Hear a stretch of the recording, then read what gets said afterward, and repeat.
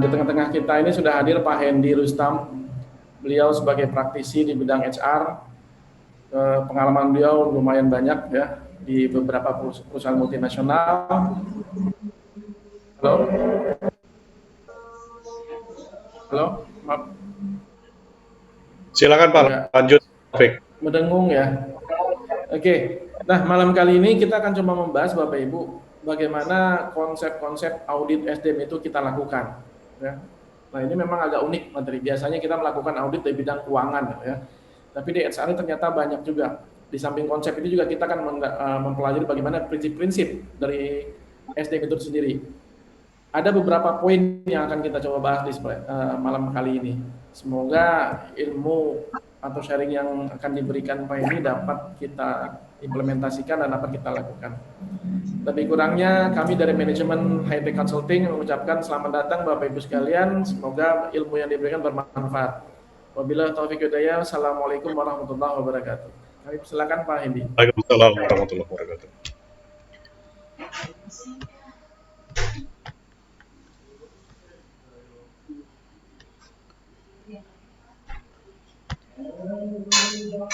Assalamualaikum warahmatullahi wabarakatuh. Selamat malam Bapak Ibu semuanya. Di mana pada malam hari kita akan mengikuti webinar HR Series. Topiknya adalah mengenai audit sumber daya manusia. Sebelumnya saya ingin perkenalkan diri saya dulu. Saya dengan Hendy R. Piliang. Ini sedikit profil saya Bapak Ibu. Saat ini saya sebagai konsultan HR dan juga trainer di beberapa perusahaan. Dan juga jadwal tetap saya kalau malam minggu ngamen dengan Pak Taufik. Kalau Rabu malam sama Minggu malam saya juga ada ngamen juga Bapak Ibu. Ada rutin webinar. Untuk webinar HR series ini kita setiap minggu malam ini topiknya kita ganti-ganti ya Pak Taufik ya. Yang jelas kita ada sebutan tentang HR, cuma nanti kita ada beberapa materi ulangan lagi.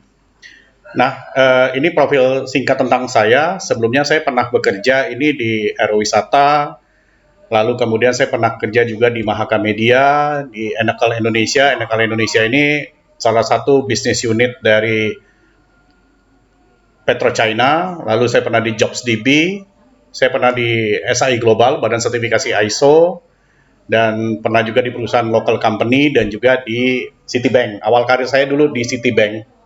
Jadi saya lulus S1 dari Universitas Borobudur itu Fakultas Hukum. Saya langsung masuk, tahun 97 saya langsung masuk Citibank. Kemudian 2010 saya ambil S2 saya di Universitas Borobudur. Kebetulan saya ada sertifikasi di bidang HR, ini ada Certified Human Resources Analyst. CHRA ini baru lulus Pak Taufik kemarin. Baru dapat sertifikasinya. Dan yang pertama itu Certified Industrial Relation Professional atau CIRP itu tahun 2010. Jadi ini sedikit profil tentang saya Bapak Ibu. Baik, sekarang kita langsung masuk ke materi mengenai masalah audit SDM. Ketika kita berbicara mengenai audit, kebanyakan memang hal yang dilakukan adalah kebanyakan audit di bidang keuangan dan juga audit di bidang operasional. Namun pada dasarnya di perusahaan itu ada yang disebut dengan audit sumber daya manusia.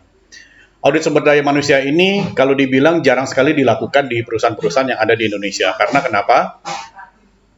Mungkin banyak yang belum paham atau mungkin banyak yang belum mengerti mengenai manfaat ataupun fungsi daripada audit SDM itu sendiri.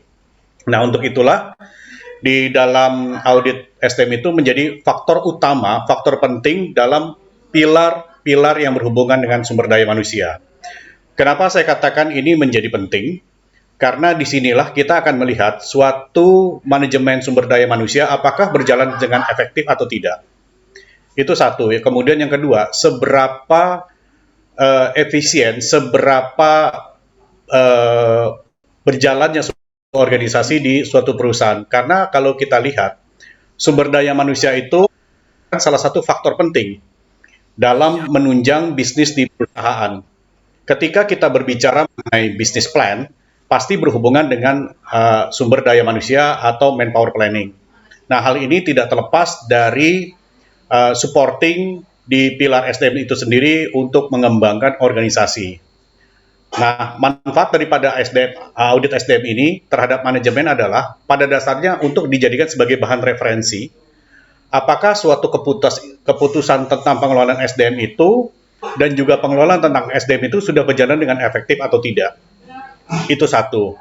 Kemudian juga yang kedua, apakah dalam pelaksanaan SDM itu sendiri setiap prosedur, setiap SOP, setiap ketentuan yang ada itu apakah sudah berjalan efektif atau tidak.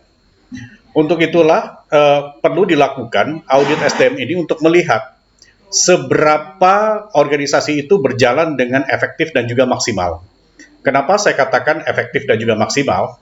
Rata-rata di level manajemen atau di perusahaan, mereka tidak pernah melihat di sumber daya manusia, pengelolaan sumber daya manusia itu apakah sudah berjalan sesuai dengan struktur yang ada. Itu satu. Kemudian yang kedua, orang-orang yang bekerja di perusahaan tersebut, apakah mereka benar-benar sudah sesuai dengan fungsinya atau belum?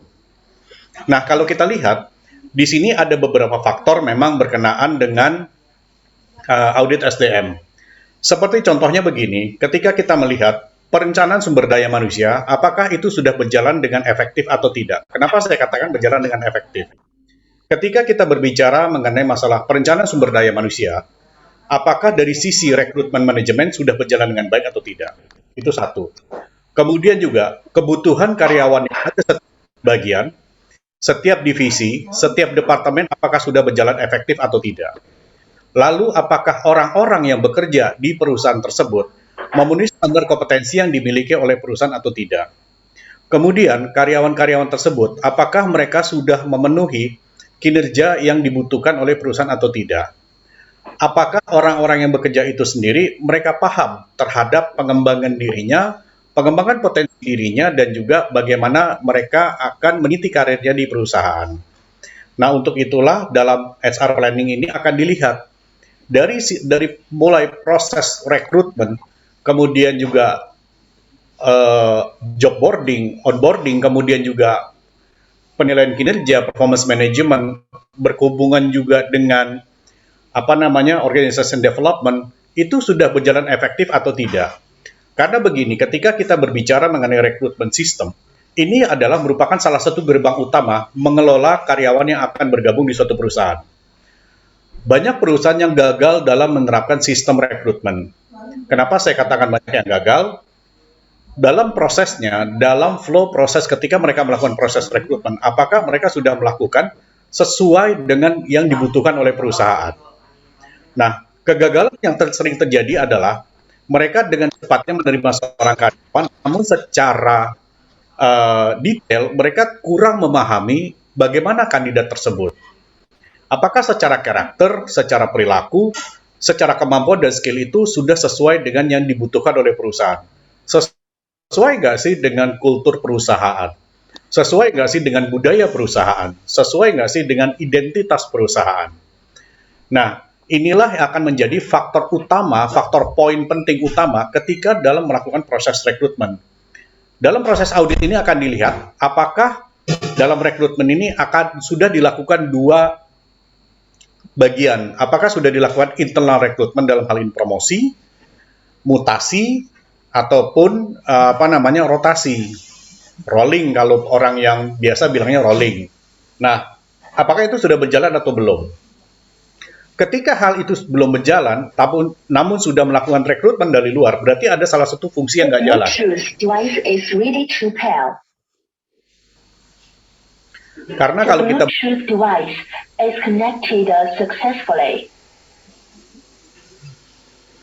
Karena kalau kita berbicara mengenai masalah rekrutmen, ada dua hal yang harus dipenuhi. Yang pertama adalah internal rekrutmen, kemudian adalah external rekrutmen. Ketika kita tidak mendapatkan kandidat dari dalam internal, barulah kita melakukan proses eksternal. Namun kalau kita lihat Bapak Ibu, rata-rata kan perusahaan kalau nyari karyawan baru, pasti mereka rekrut dari luar. Mereka enggan melakukan rekrut dari internal. Alasannya mereka tidak menemukan potensi. Padahal kalau mau dilihat, kalaupun dieksplor sebenarnya ada. Nah, ini dilihat juga proses rekrutmen ini sudah berjalan atau baik. Kemudian, dalam melakukan rekrutmen, bagaimana sih cara mereka melakukan rekrutmen? Apakah rekrutmen ini kandidat-kandidat sudah sesuai belum dengan kompetensi dan juga kebutuhan yang diperlukan oleh perusahaan. Ada beberapa kasus kalau kita lihat Bapak Ibu, kenapa banyak sampai saat ini banyak perusahaan yang masih menahan ijazah. Entah ijazah S1, entah ijazah SMA, ataupun ijazah sekolah lah.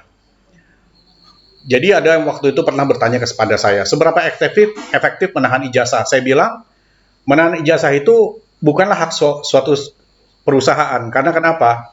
Perusahaan tidak berhak melakukan penahanan ijazah. Karena ijazah itu adalah milik pribadi daripada seseorang. Di situ adalah membuktikan suatu surat yang disahkan oleh negara, dia sudah menyelesaikan pendidikan, sudah mengikuti beberapa tahapan, dan itu menjadi hak milik daripada si orang tersebut. Dan perusahaan sebenarnya nggak berhak. Namun alasannya perusahaan yang menahan ijazah itu mereka mengatakan, mereka mau bekerja Pak, bekerja juga giat. Nah ini yang salah. Karena kenapa? Ada sesuatu, seorang itu ditahan. Gimana caranya mereka bisa bekerja dengan baik. Makanya kalau ada proses seperti ini berarti proses rekrutmennya yang salah. Nah ini harus dilihat apakah proses tersebut sudah berjalan dengan baik atau tidak. Ketika audit itu dilakukan, itu akan kelihatan.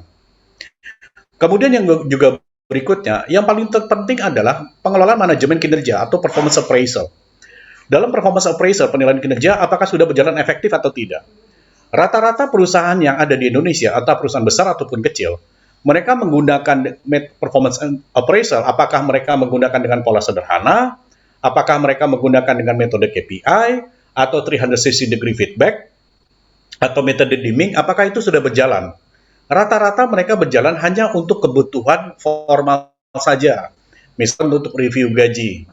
Padahal sebenarnya ketika fungsi performance appraisal itu dijalankan dengan baik, beberapa feedback yang diberikan oleh atasan dan juga beberapa komen yang diberikan oleh bawahan itu bisa menjadikan catatan tersendiri bagi manajemen kemana dia akan melangkah. Nah, rata-rata perusahaan tidak melakukan ini secara detail. Untuk itulah ketika dilakukan proses audit, bagaimana sih ketika kita menilai kinerja karyawan? Bagaimana kalau misalkan si orang tersebut dia baru hanya memenuhi kualifikasi standar. Batas terendah misalkan 70. Iya kan? Dari batas 70 itu gimana caranya supaya dia bisa naik lagi di atas 70? Nah, rata-rata perusahaan tidak mau melakukan karena bilang, ya siapa yang akan mengawal, Pak?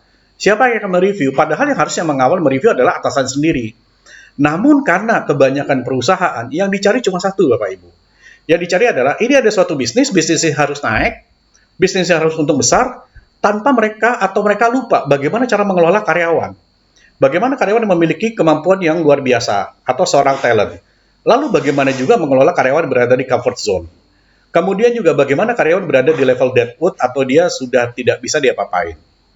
Nah ini harusnya menjadi catatan penting ketika dilakukan proses performance appraisal. Dan itu harus selalu direview. Perusahaan, manajemen atau atasan mereka mereview performance appraisal, kapan mereka akan mereview? Mereka mereview, baru nengok lagi itu catatan hasil feedback daripada performance appraisal, kapan pada saat ada review ulangan, biasa tiap tahun. Oke, sekarang banyak perusahaan sudah mulai melakukan setahun 2 kali. Setahun 2 kali pun mereka tidak melakukan secara efektif, karena mereka melihat dalam setahun 2 kali mereka melihat yang dilakukan tahun lalu seperti apa. Kemudian di semester berikutnya yang akan kita lakukan mau kayak gimana. Kita sekarang sudah prosesnya ada di mana. Dan itu pun tidak berjalan secara efektif. Karena kenapa? Masih terlalu enggan manajemen itu untuk mereview karyawannya. Karena mereka, oh ya udah ini sudah bagus segala macam. Tapi ketika orang melakukan suatu kesalahan, itu akan terus dicari-cari kesalahannya. Nah ini yang salah. Kemudian berikutnya, ini seringkali kita lihat di dalam suatu perusahaan yang ada di Indonesia, entah perusahaan besar atau perusahaan kecil, pengalaman saya, kebetulan saya sebagai konsultan juga, saya sering melihat, kenapa orang itu sebenarnya punya potensi tidak dipromosikan. Jawaban ringan dari atas saja bilang, dia belum siap, Pak. Dasarnya Anda mengatakan dia belum siap, apa? Kan Anda belum memberikan suatu belum memberikan suatu challenge. Belum memberikan suatu tantangan kepada yang bersangkutan. Bagaimana caranya Anda bisa mengatakan bahwa ini orang tersebut belum siap? Parameternya apa? Nah, ketika itu dilakukan proses audit, auditor akan menanyakan parameternya apa ketika Anda mengatakan dia belum siap. Ketika kita berbicara promosi, ya kan? Kemudian juga berikutnya, Rata-rata kebanyakan perusahaan ketika mereka melakukan proses mutasi itu masalah. Nah, ini harusnya disikapi. Karena sebenarnya kalau kita berbicara mengenai masalah mutasi atau transfer dalam bahasa Inggrisnya, artinya bahwa ada suatu jabatan yang diberikan kepada orang lain, kepada si karyawan tersebut. Karyawan tersebut dipindahkan ke cabang lain misalkan, atau ke unit bisnis lain. Kita ambil sisi positifnya. Yang pertama adalah bagaimana cara dia mengelola bisnis yang harusnya dipegang saat ini. Mungkin uh, pada hal tertentu jabatan ini kosong, kemudian diisilah dengan orang internal. Nah, fungsi ini akan dilihat ini sudah berjalan dengan efektif atau tidak. Kemudian juga berikutnya, pada saat proses misalkan rotasi, ini pun sudah berjalan secara efektif atau belum. Kenapa terjadinya rotasi? Rata-rata perusahaan enggan melakukan hal tersebut. Karena kenapa? Mereka bilang, aduh Pak, kita nggak ada waktu. Semua orang pasti akan mengatakan nggak ada waktu. Ya, itu menjadi dasar penilaian dari seorang auditor pada dasarnya.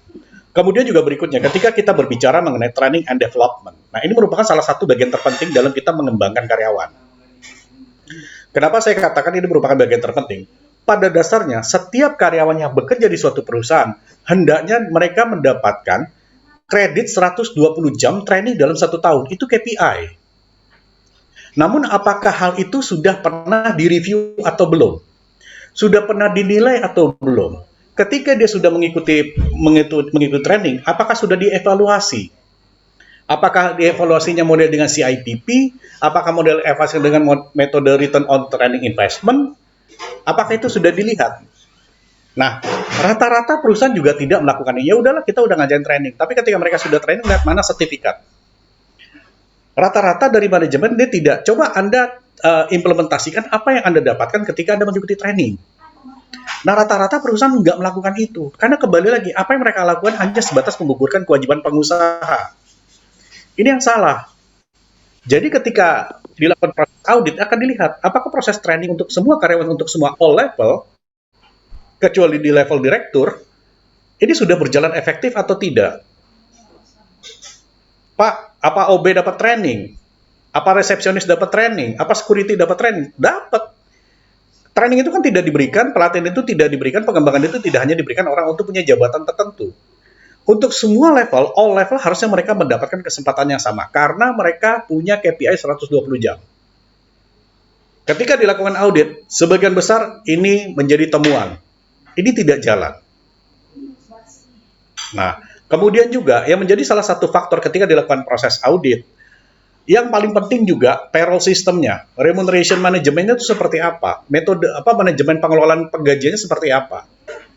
Gajian tanggal 25. Tanggal berapa mesti cut off? Itu harus jelas. Sampai saat ini masih banyak perusahaan itu masih cut off tanggal berapa, Pak? Ya 2 hari sebelum tanggal gajian, tiba-tiba tanggal gajian hari Sabtu atau hari libur. Berarti kan harusnya mundur. Itu satu. Kemudian yang kedua, ketika kita berbicara mengenai payroll system, nanti pada saat bulan Ramadan, sebentar lagi mau lebaran, bingung tuh kira-kira kapan ya Pak kita bayar gaji, bayar THR. Kalau menurut peraturan hukum yang ada kan 1 minggu paling lambat membayarkan pengusaha itu kepada karyawan. Ini pun masih suka ribut. Karena kenapa? Secara sistem mereka nggak punya. Harusnya ketika kita berbicara mengenai masalah yang berkenaan dengan haknya karyawan itu harus clear. Nah, saya suka ketemu nih Bapak Ibu kasus ketika saya lihat di PP atau PKB-nya, peraturan perusahaan atau perjanjian kerja bersama, pada saat saya lihat penggajian atau pembayaran upah misalkan. Biasa kan ada yang tanggal 25, ada yang tanggal 30 atau tanggal 31, atau tanggal 1 misalkan. Ada juga yang di tanggal 3 misalkan. Ya itu silakan aja perusahaan mau ngambil metode kayak mana. Tapi saya sering ketemu di PP atau PKB itu pembayaran upah dibayarkan pada tanggal terakhir setiap bulannya. Artinya kan ini nggak secara konsisten. Kenapa dia tidak langsung katakan, oke, pembayaran gaji tiap tanggal 28 lah. Asumsinya Februari nggak sampai tanggal 29, nggak tiap tahun, kan begitu. Ketika kita mengasumsikan gajian itu paling lambat itu akhir bulan. Saya tanya sama finance-nya, kapan gajian biasa sih? Kita tanggal 28, Pak. Coba kita untuk mengantisipasi. Nah, artinya di sini ada suatu sistem yang nggak jalan. Ketika suatu sistem nggak jalan, itu jadi temuan. Mana PP, mana PKB-nya? PKB-nya ngomongnya nggak abu-abu, ngomongnya nggak secara jelas. Harusnya itu ngomong secara jelas. Kapal gajian tanggal 25, tanggal 28, tanggal 1, itu kan jelas. Tapi kalau misalnya gajian tanggal 30 atau tanggal 31 atau akhir bulan, secara sistem itu udah nggak pas kalau menurut saya. Karena kenapa? Tidak memberikan waktu yang pasti. Karena begini, kalau kita berbicara mengenai masalah payroll, berarti kan ada suatu proses cut off.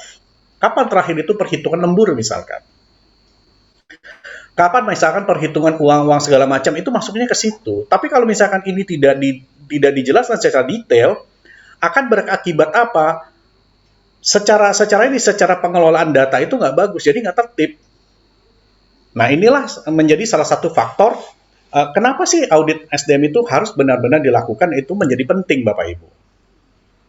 Nah, kalau kita lihat mengenai masalah daripada kita berbicara mengenai masalah SDM itu sendiri, di sini kan kalau kita lihat tujuan daripada audit SDM ini memperoleh keyakinan bahwa prosedur dan pengadaan tenaga kerja itu dilakukan sesuai dengan kebutuhan organisasi. Artinya, ketika kita merekrut karyawan, itu pun harus jelas.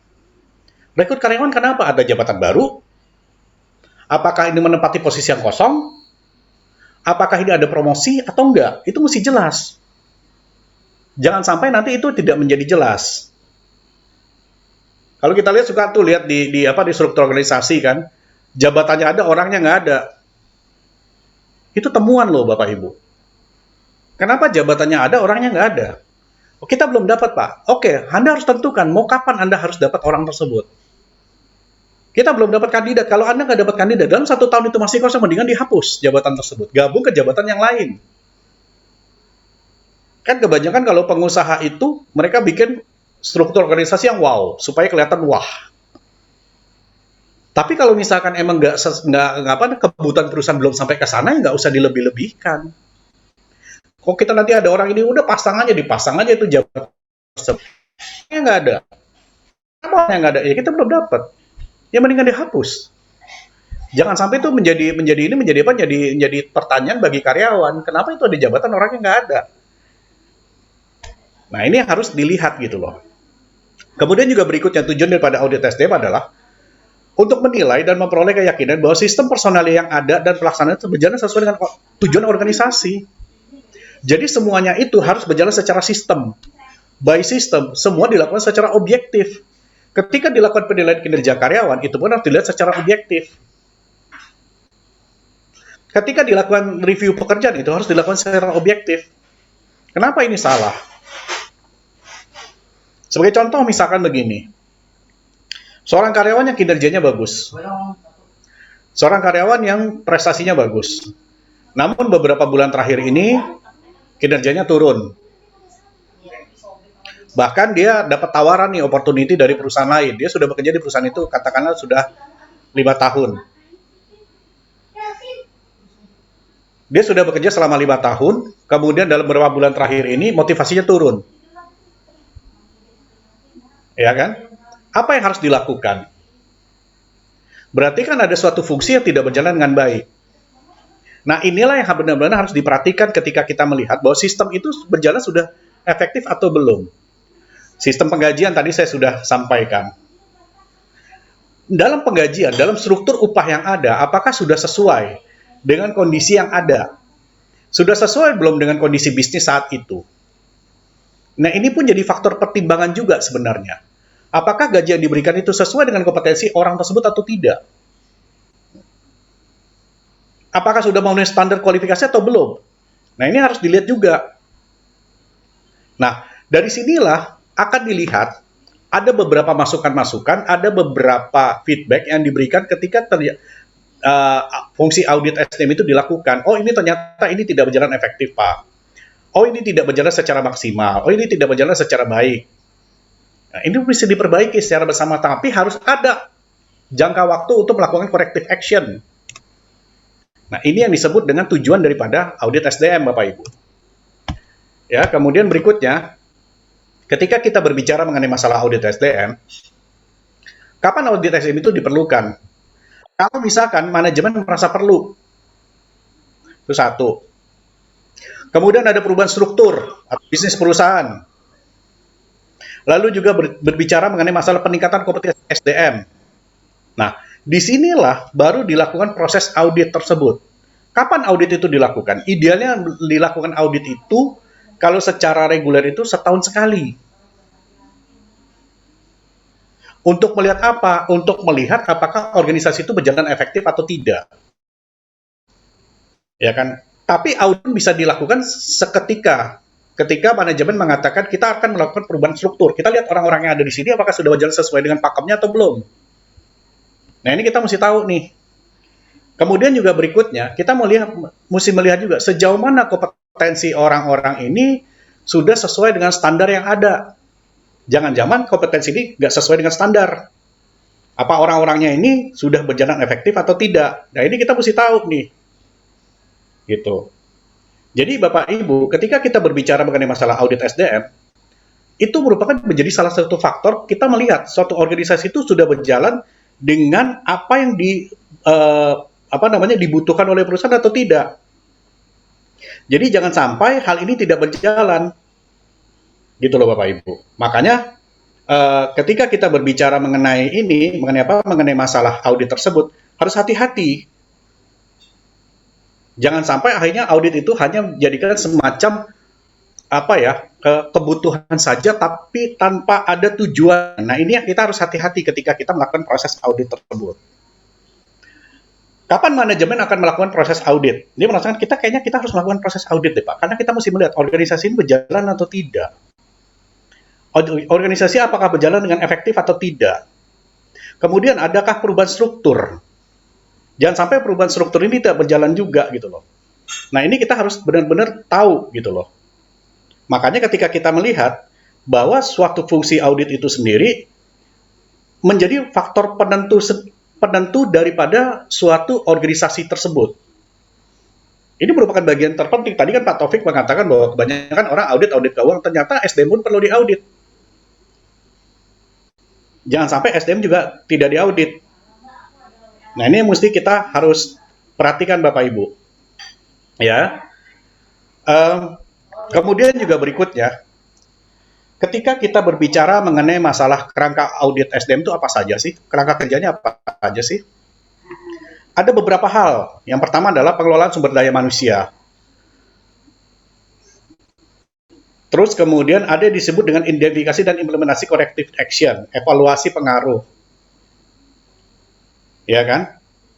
Nah, ini nanti akan kita lihat bagaimana pengelolaan itu berjalan dengan efektif atau tidak. Ya. Kemudian juga dalam mengelola itu bagaimana cara kita mengelolanya.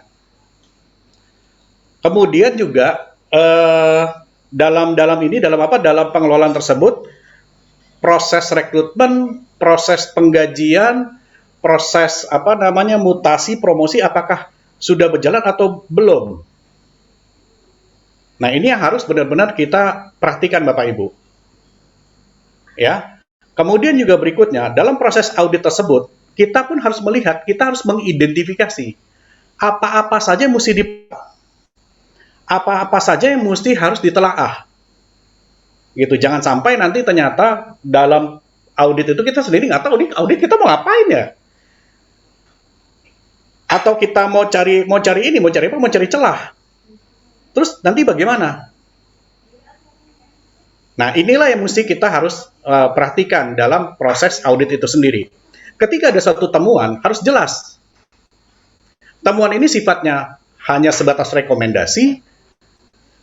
Apakah temuan ini sifatnya adalah minor? Apakah major? Nah, temuan itu sendiri harus diselesaikan. Ada jangka waktunya menyelesaikan tersebut gitu loh. Jangan sampai nanti ternyata tidak dilakukan dengan baik. Ada temuan itu kapan menyelesaikannya? Gitu. Kemudian juga dari hasil audit tersebut kita mesti mengevaluasi supaya apa? Apa yang sudah dilakukan temuan itu sendiri menjadi efektif atau tidak. Nah, ini kita mesti tahu. Oke. Sebelum saya lanjutkan mungkin ada ini kali Pak, ada semacam Pak Taufik, ada semacam kuis Pak. Kira-kira seberapa besar sih pengaruh audit itu dilakukan di perusahaan gitu loh Pak? Gitu Pak Taufik. Halo Pak Taufik? Ya Pak, saya coba lemparkan ke ini apa namanya ke peserta. Seberapa penting sih sekarang audit itu dilakukan di organisasi masing-masing sampai nanti kita sama-sama ini Pak, sama-sama diskusi Pak sebelum saya lanjutkan materi. Gitu ya Pak ya. Boleh, boleh. Nah, kuisnya gimana Pak? Bisa dikirimkan? Ini Pak, eh, kuisnya sederhana saja. Seberapa penting audit itu dilaksanakan di perusahaan masing-masing untuk saat ini. Nanti silakan tulis di kolom chat, nanti kita sama-sama diskusi Pak. Sebelum nanti saya lanjutkan di apa namanya di materi berikutnya gitu loh Pak. Saya lihat ini agak kurang ini nih Pak. Supaya lebih semangat lagi Pak. Ya, boleh, boleh. Jadi Bapak Ibu tolong ditulis di kolom chat ya. Jadi mengapa audit itu harus dilakukan di organisasi Bapak Ibu sekarang ini? Nanti kita sama-sama diskusi sambil kita melanjutkan materi gitu loh. Gitu ya Pak Taufik ya Bapak Ibu semua. Ya, boleh, boleh.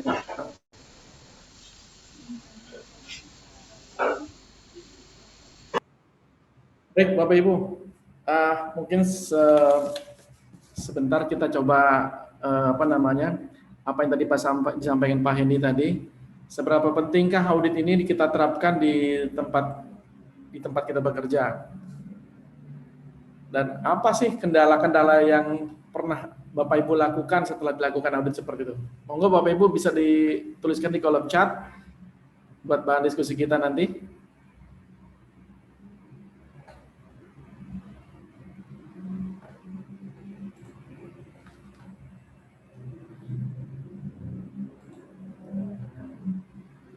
Ya, Bu siapa nih? RC Ricci Jakarta, sangat penting untuk efisiensi dan efektivitas penggunaan SDM. Oke, sebentar. Satu. Efektivitas penggunaan SDM ya. Pak Kemal, penting untuk mengetahui efektivitas dan seberapa jauh fungsi HRD telah dilakukan dengan baik. Oke. Yang lainnya Bapak Ibu?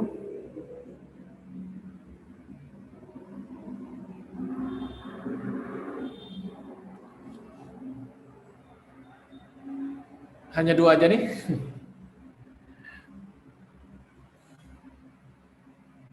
Baik. Nah, pada saat proses audit dilakukan, kendala-kendala apa sajakah yang terjadi yang pernah Bapak Ibu alami, Bapak Ibu? Silakan Bapak Ibu. Kita interaksi aja. Sambil nunggu Pak Hendy. Pastinya ada beberapa kendala yang terjadi di dalam perusahaan pada proses audit itu dilakukan. Dan bagaimana menyelesaikan kendala tersebut, Bapak Ibu?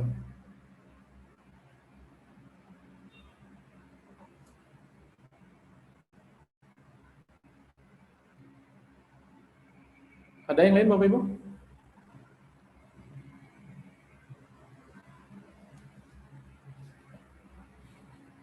Oke, kalau boleh sharing, kira-kira yang sudah pernah mengalami audit itu seperti apa gitu, bisa nggak sharing nanti? Ya, jadi ini ada 2 sharing dari peserta, Ricci dan Pak Hari. Oke. Di sini Bu Ricci mengatakan bahwa sangat penting untuk efisiensi dan efektivitas penggunaan SDM. Oke. Kemudian Pak Kemal mengatakan bahwa menjadi penting audit SDM itu adalah untuk mengetahui efektivitas dan seberapa jauh fungsi audit telah dilakukan dengan baik. Oke. Ketika kita berbicara, makasih Pak Kemal dan juga Bu Ricci. Ketika kita berbicara mengenai audit SDM itu sendiri, pertama dalam pengelolaan itu dari hulu ke hilir itu udah jalan atau belum? Rata-rata perusahaan belum menjalankan itu 100%. Kok Pak Hendy bisa mengatakan demikian? Silakan cek. Dari proses rekrutmen, dari proses onboarding, karyawan baru masuk, apakah ada induction trainingnya atau tidak? Induction trainingnya materinya itu sudah mencakupi atau belum? Lalu kemudian dari sisi penilaian kinerja, apakah itu dijalankan fungsinya dengan baik atau belum? Kemudian juga dari sisi pengelolaan upah, Apakah sudah berjalan efektif atau belum? Lalu apakah upah itu pernah direview? Apakah job desk itu sendiri pernah direview? Apakah karyawan selalu mengupdate CV-nya? Ini menjadi penting loh Bapak Ibu. Rata-rata perusahaan itu mereka lupa meminta kepada karyawan untuk mengupdate CV. Apa gunanya Pak Hendy? Kan mereka sudah bekerja. Betul, mereka sudah bekerja. Tujuannya adalah untuk melihat apakah dalam update CV tersebut ada suatu kompetensi yang sudah ada kompetensi tambahan yang dimiliki oleh karyawan. Kan nggak semua orang bisa hafal. HR pun nggak bakalan hafal Bapak Ibu. Kemudian juga berikutnya, nah ini yang terpenting. Dalam pengelolaan SDM itu, job desk apakah pernah direvisi atau enggak? Kadang-kala orang job desk itu saya sering kali ketemu tuh. Job desk itu udah 5 tahun, udah 10 tahun nggak diupdate-update, padahal job desk itu harus diupdate. Kapan kita harus mengupdate job desk? Kita harus mengupdate job desk, review job desk itu setiap setahun sekali. Karena kenapa? Bisnis selalu berubah, Bapak Ibu. Bisnis selalu berubah, konsep perusahaan itu pasti berubah. Apalagi sekarang zamannya serba digital. Zamannya serba teknologi. Nah, kita pun mesti mereview job desk-nya itu masih relevan nggak sih dengan dunia bisnis saat ini. Kemudian juga berikutnya, metode penggajian dan juga dalam ngomong remunerasi, paket-paket remunerasi itu apakah pernah direview atau belum? Tunjangan-tunjangan yang bukan dalam bentuk cash money, ya kan? Misalkan tunjangan penggantian apapun, apakah pernah direview atau belum? Kemudian juga dalam penataan kenaikan gaji itu, bagaimana parameternya? Jadi itu banyak sekali yang kita mesti lihat. Jadi nggak mudah ketika kita melakukan proses HR audit. Lalu ketika dilakukan identifikasi, ada temuan. Tadi kan saya bilang ada temuan. Apakah temuannya sifatnya hanya sebatas rekomendasi? Apakah temuannya sifatnya minor ataupun major? Ini Pak Taufik, dia seorang auditor nih, auditor ISO nih Pak Taufik. Pak Taufik tahu tuh, kenapa ini terjadi begini? Berarti ada suatu temuan, tapi temuan itu dicatat. Dicatat, oh ini ada suatu temuan, ini ada ketidaksesuaian. Ada yang disebut dengan non-conformity, ketidaksesuaian. Ketidaksesuaian ini harus disesuaikan. Dengan apa? Dengan policy. Dengan ketentuan yang ada. Berarti ini nggak sesuai dong, berarti mesti disesuaikan. Itu satu. Kemudian kapan mesti diberesin? Kalau misalkan non-conformity itu kan harus cepat diselesaikan. Hari itu juga mesti diberesin. Kemudian yang minor itu gimana? Menyelesaikannya apakah dalam waktu 3 hari? Dalam waktu seminggu? Atau sebulan?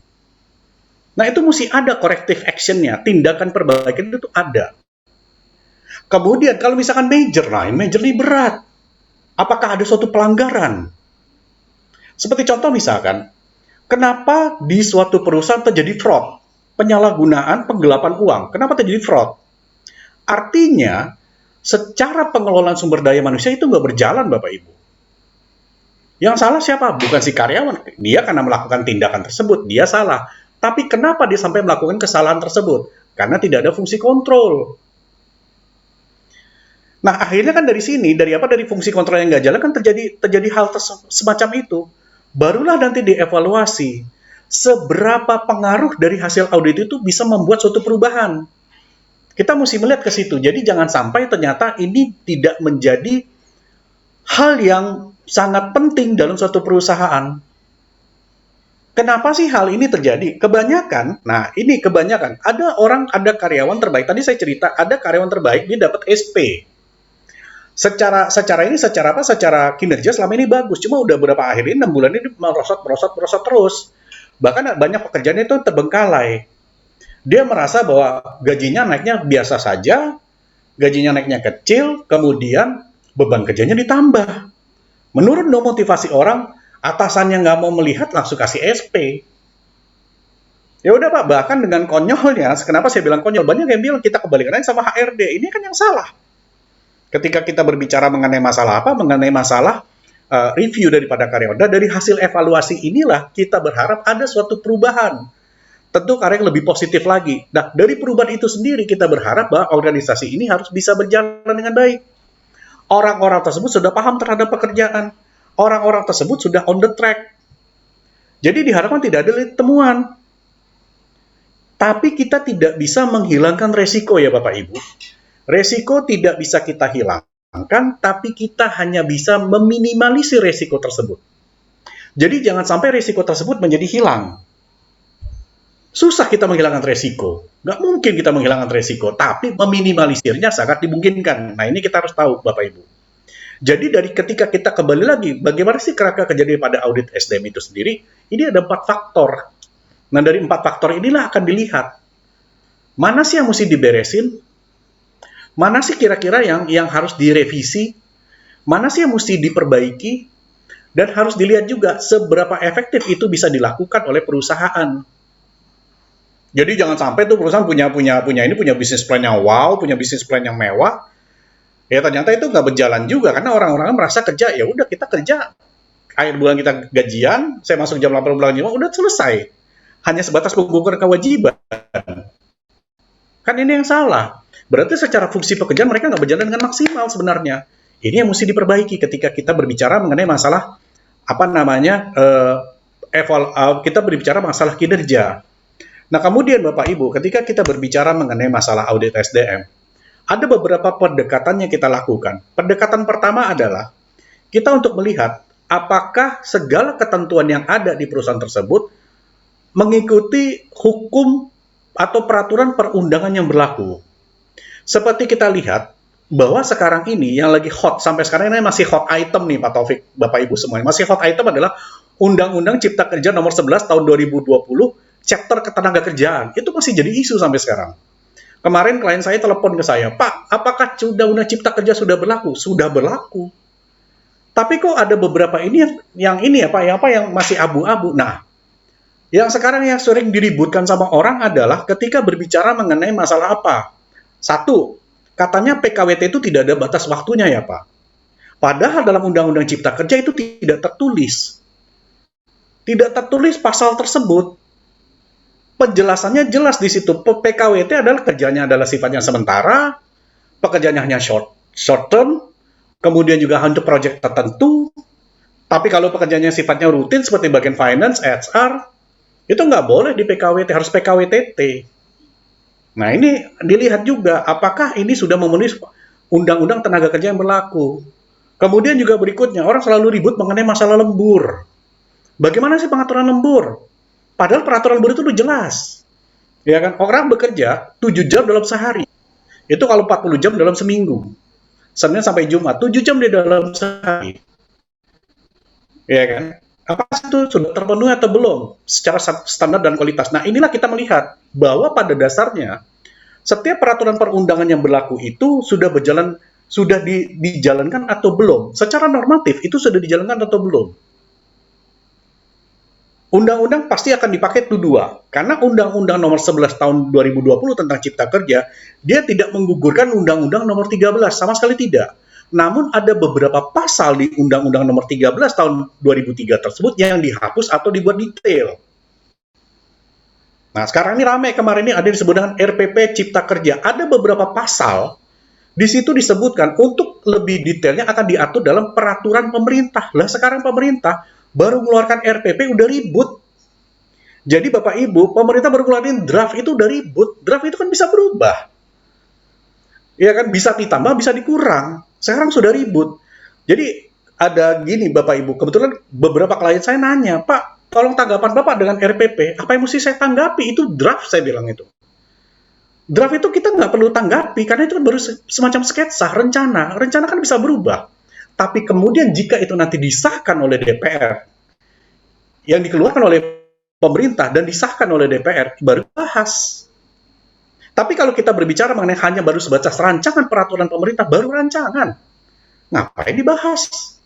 Nah, inilah yang kita mesti melihat. Balik lagi, ketika kita berbicara mengenai masalah audit SDM, pendekatannya adalah yang pertama tadi, apakah peraturan perundangan itu sudah berlaku secara efektif atau belum? Nah, ini kita mesti tahu nih Bapak Ibu. Kemudian yang kedua, antara program dengan tujuan organisasi sudah berjalan atau belum? Kenapa saya bilang program dan tujuan organisasi? Semua perusahaan pasti punya visi misi. Visinya ingin menjadi perusahaan terdepan, ingin menjadi perusahaan yang unggul, ingin mengelola segala macam. Itu adalah cita-cita perusahaan. Nah, cita-cita perusahaan itu sendiri sudah diimplementasikan atau belum? Rata-rata belum. Jangankan kita ngomong perusahaan kecil, ngomong perusahaan besar aja saya tanya sama manajemennya, sama CEO-nya saya tanya itu, Pak, visi perusahaan apa ya? Apa ya Pak? Saya aja juga lupa. Ini seringkali terjadi nih kalau dengan kondisi seperti ini. Nah, kembali lagi bahwa sebenarnya perusahaan tersebut punya program, ya kan, program atau bisnis plan. Bisnis plan-nya itu di jalan atau belum? Orang-orangnya udah paham atau belum? Ketika dilakukan audit, Bapak tahu nggak Pak, bisnis plan perusahaan itu nanti tahun 2021 mau ngapain? Nggak tahu. Nah terus kalau Bapak nggak tahu, ya saya mah kerja aja Pak.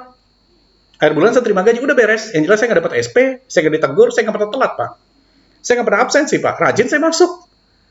Lalu itu tujuan perusahaan apa jadinya? Kan nggak jalan itu. Nah inilah kita harus tahu. Untuk itu kita mesti melihat apakah program ini udah efektif atau belum. Ya kan? Seberapa efektif perusahaan tersebut. Kemudian satu lagi, secara standar prosedur, apakah itu sudah direview? Udah direview atau belum? Udah diperhatiin atau belum? SOP di perusahaan itu, apakah sudah pernah direview atau belum? Itu pun harus direview untuk dilihat apakah ini masih sesuai dengan kondisi bisnis saat ini. Itu kita berbicara mengenai masalah program yang berkaitan dengan bisnis plan. Biar bagaimanapun juga Bapak Ibu, bisnis plan itu pasti akan mempengaruhi HR plan Pak. Pasti akan mempengaruhi, karena mereka yang akan mensupport, karena mereka akan mendukung bisnis plan tersebut. Siapa orang yang mau ngejain? Kualitas orangnya seperti apa? Kompetensinya mau kayak gimana? Ini kan berkenaan dengan apa? Dengan HR. Makanya ketika dilakukan pendekatan secara audit SDM, pendekatan audit SDM itu dilihat. Pertama, peraturan perundangannya itu sudah berjalan dengan efektif atau belum, ya kan? Kemudian juga apakah tujuan dan program yang sudah dibuat itu sudah sejalan atau belum, dan kemudian juga dilihat program yang ada itu sudah efektif atau belum. Kalau nggak efektif ya diganti. Jangan kita memaksakan gitu loh. Tahu nggak Bapak Ibu branding daripada Garuda Indonesia? Orang kalau bilang Garuda Indonesia adalah kebanggaan milik bangsa, apalah gitu kan namanya. Atau terbang bersama kami. Itu slogan Bapak Ibu. Padahal secara identity, mereka itu punya yang disebut dengan fly high. Fokus. Layanan prima. Layanan yang prima. Ya kan? Kemudian juga loyal. Kemudian juga mereka harmonisasi yang bagus.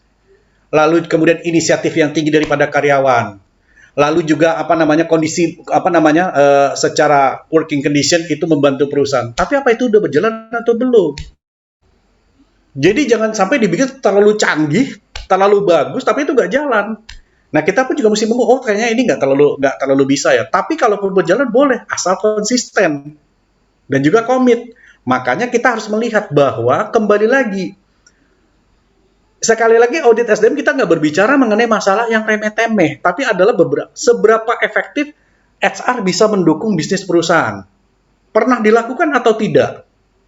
Nah ini harus benar-benar kita tahu Bapak Ibu ketika kita melakukan proses audit tersebut, audit SDM tersebut. Siapa yang melakukan audit tersebut? Audit HR audit dilakukan oleh auditor internal. Misalkan kalau di lembaga keuangan, di perbankan itu ada namanya SKI. Apa tuh? SKI. Satuan Kerja Audit Internal. Pak Taufik dulu di bank tuh ada tuh bagian SKI itu kan. Jadwal audit, tanggal sekian. Ini udah salah nih paradigma. Ketika melakukan proses audit langsung dibener-benerin itu yang salah-salah. Diumpet-umpetin dokumen. Karena kenapa? Prosesnya yang salah. Auditor bukan dia mencari-cari kesalahan, tapi dia melihat kesesuaian apa yang sudah dibuat itu jalan atau tidak. Nah, selama ini yang salah adalah auditor mereka memasang dirinya sebagai pemeriksa, itu salah. Karena mereka tidak berhak untuk melakukan apa? Untuk melakukan judgment. Tapi mereka hanya sebatas merekomendasikan, memberikan advice. Makanya ketika siapa sih yang melakukan audit tersebut bisa dilakukan oleh di pihak internal. Dan di pihak internal itu ditunjuk siapa orang yang melakukan tersebut.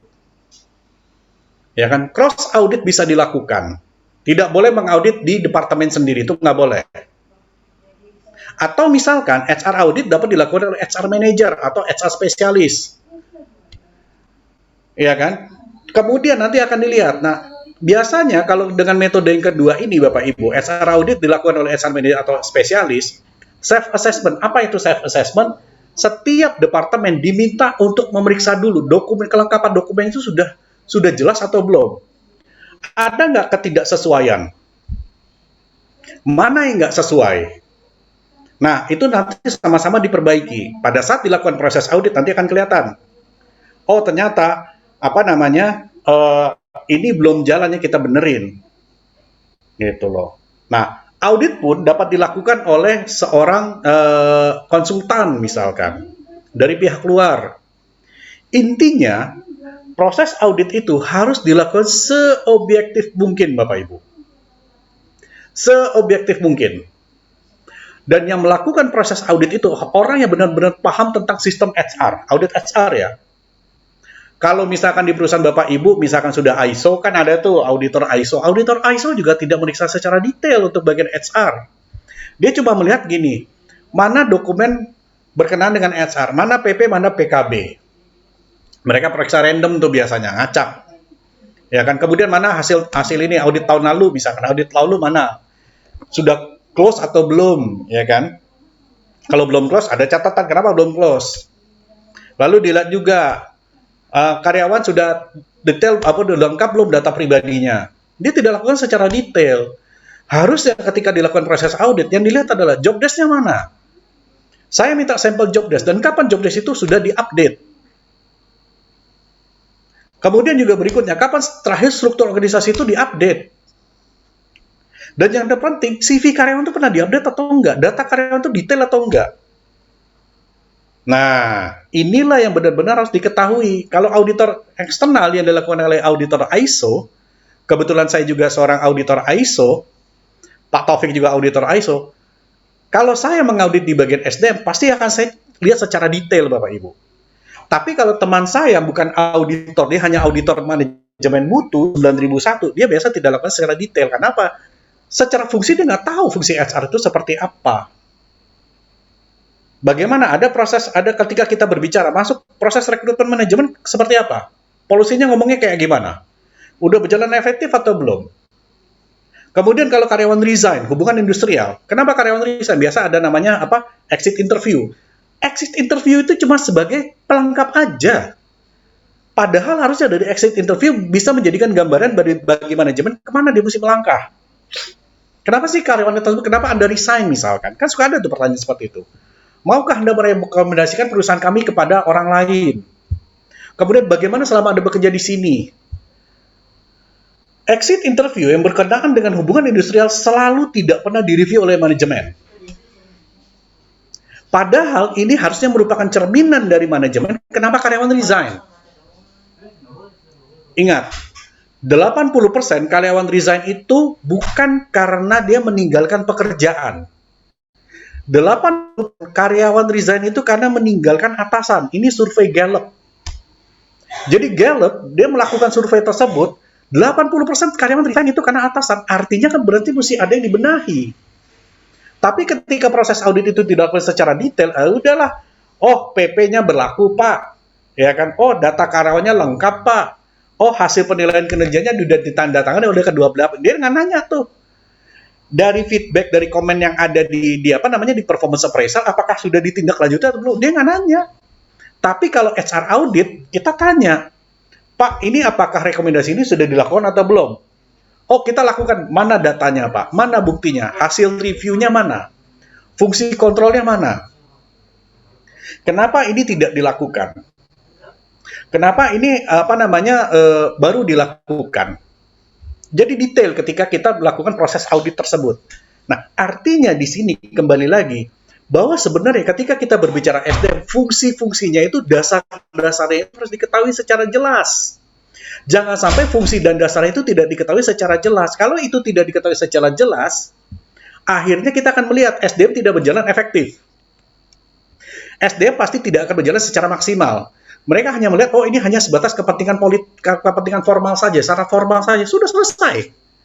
Ketika Anda berbicara di situ, terus mau ngapain ke depannya? Nah, inilah yang salah Bapak Ibu. Sama halnya ketika dilakukan proses audit oleh HR, dia audit di departemen lagi. Katakan di bagian bagian keuangan. Dia lihat lagi, kenapa AR-nya tinggi? Secara politik gimana sih ngomongnya? Orang-orangnya ngerti nggak sih tentang AR? Ya, bagian AR tuh tahu tentang AR nggak sih? Account receivable, bagian penagih dia tahu nggak sih konsepnya? Dan orang yang di AR ini apakah dia sudah pernah mengikuti training AR atau belum? Sampai ke situ Bapak Ibu, proses auditnya coba. Dan ketika ada suatu kendala, ini ada suatu temuan nih. Kenapa ini Anda tidak jalankan? Secara sistem, secara prosedur ini harusnya dijalankan. Jadikan catatan. Kapan Anda mesti beresin? Siapa yang bertanggung jawab, PIC-nya siapa? Ini akan memberikan gambaran sebenarnya, kembali lagi, fungsi yang ada, si pemegang jabatan yang ada di suatu perusahaan tersebut, dia sudah melakukan pekerjaannya sesuai job desk atau belum? Sekarang pertanyaan saya tanya sama Bapak Ibu apakah sudah melihat setiap orang yang menduduki jabatan di perusahaan Bapak Ibu sudah menjalankan sesuai job desk atau belum? Rata-rata belum. Karena mereka lakukan pekerjaan A, B, dan C. Tanya, job desk-nya apa? Rata-rata nggak bisa jawab job desk-nya itu apa. Karena apa? Mungkin dia sendiri juga nggak ngeliat itu job desk bentuknya kayak gimana. Atau job desk itu sendiri nggak pernah diupdate. Atasannya sendiri nggak pernah ngasih tahu, di job desk-nya loh. Walaupun mungkin pada saat ditandatangan offering letter dikasih di job desk-nya. Tapi apakah pernah di-remind? Iya, di-remind pada saat karyawan dikenakan punishment. Kan kalau ada orang karyawan dikenakan punishment, udah langsung dikeluarin itu daftar dosanya lah, dicarilah aturan-aturan mana yang menjegal, gitu kan kebanyakan seperti itu tuh. Ya kan? Nah, inilah yang mesti kita harus tahu nih Bapak Ibu. Kemudian ketika kita melakukan proses audit, ada beberapa tahapan yang harus dilakukan. Ya kan? Dari ada 6 tahapan ini, yang pertama kali adalah dengan observasi, pengamatan dulu. Gimana sih organisasi ini berjalan efektif? Gimana cara ngelihatnya? Dari semua departemen, random lah. Kalau misalkan perusahaannya besar, karyawannya banyak, kita nggak mungkin harus dilakukan semuanya. Ketika observasi kita harus melakukan secara acak, random. Contoh bagian produksi, misalkan pabrik sepatu. Kalau pabrik sepatu, kalau sepatunya reject, itu bagaimana prosedurnya? Lalu siapa yang melakukan proses tersebut? Dan kualifikasi orang yang menentukan, orang quality control, apakah dia sudah dibekali ilmu mengenai masalah QC? Dia tahu nggak proses pengelolaan raw material menjadi barang jadi itu kayak apa? Pernah dapat trainingnya atau belum? Nah, ketika dilakukan proses observasi itu sudah dilakukan, sudah melihat secara helikopter view dari atas tuh Bapak Ibu, itu kelihatan tuh. Ini udah berjalan efektif atau belum ya? Baru dilakukan wawancara. Wawancara ini dilakukan untuk semua pemegang jabatan. Tapi itu pun juga tidak harus lengkap ya Bapak Ibu. Kita juga harus lakukan secara random. Tapi ambil dari masing-masing divisi dan juga departemen. Departemen A kita ambil 1 sampel.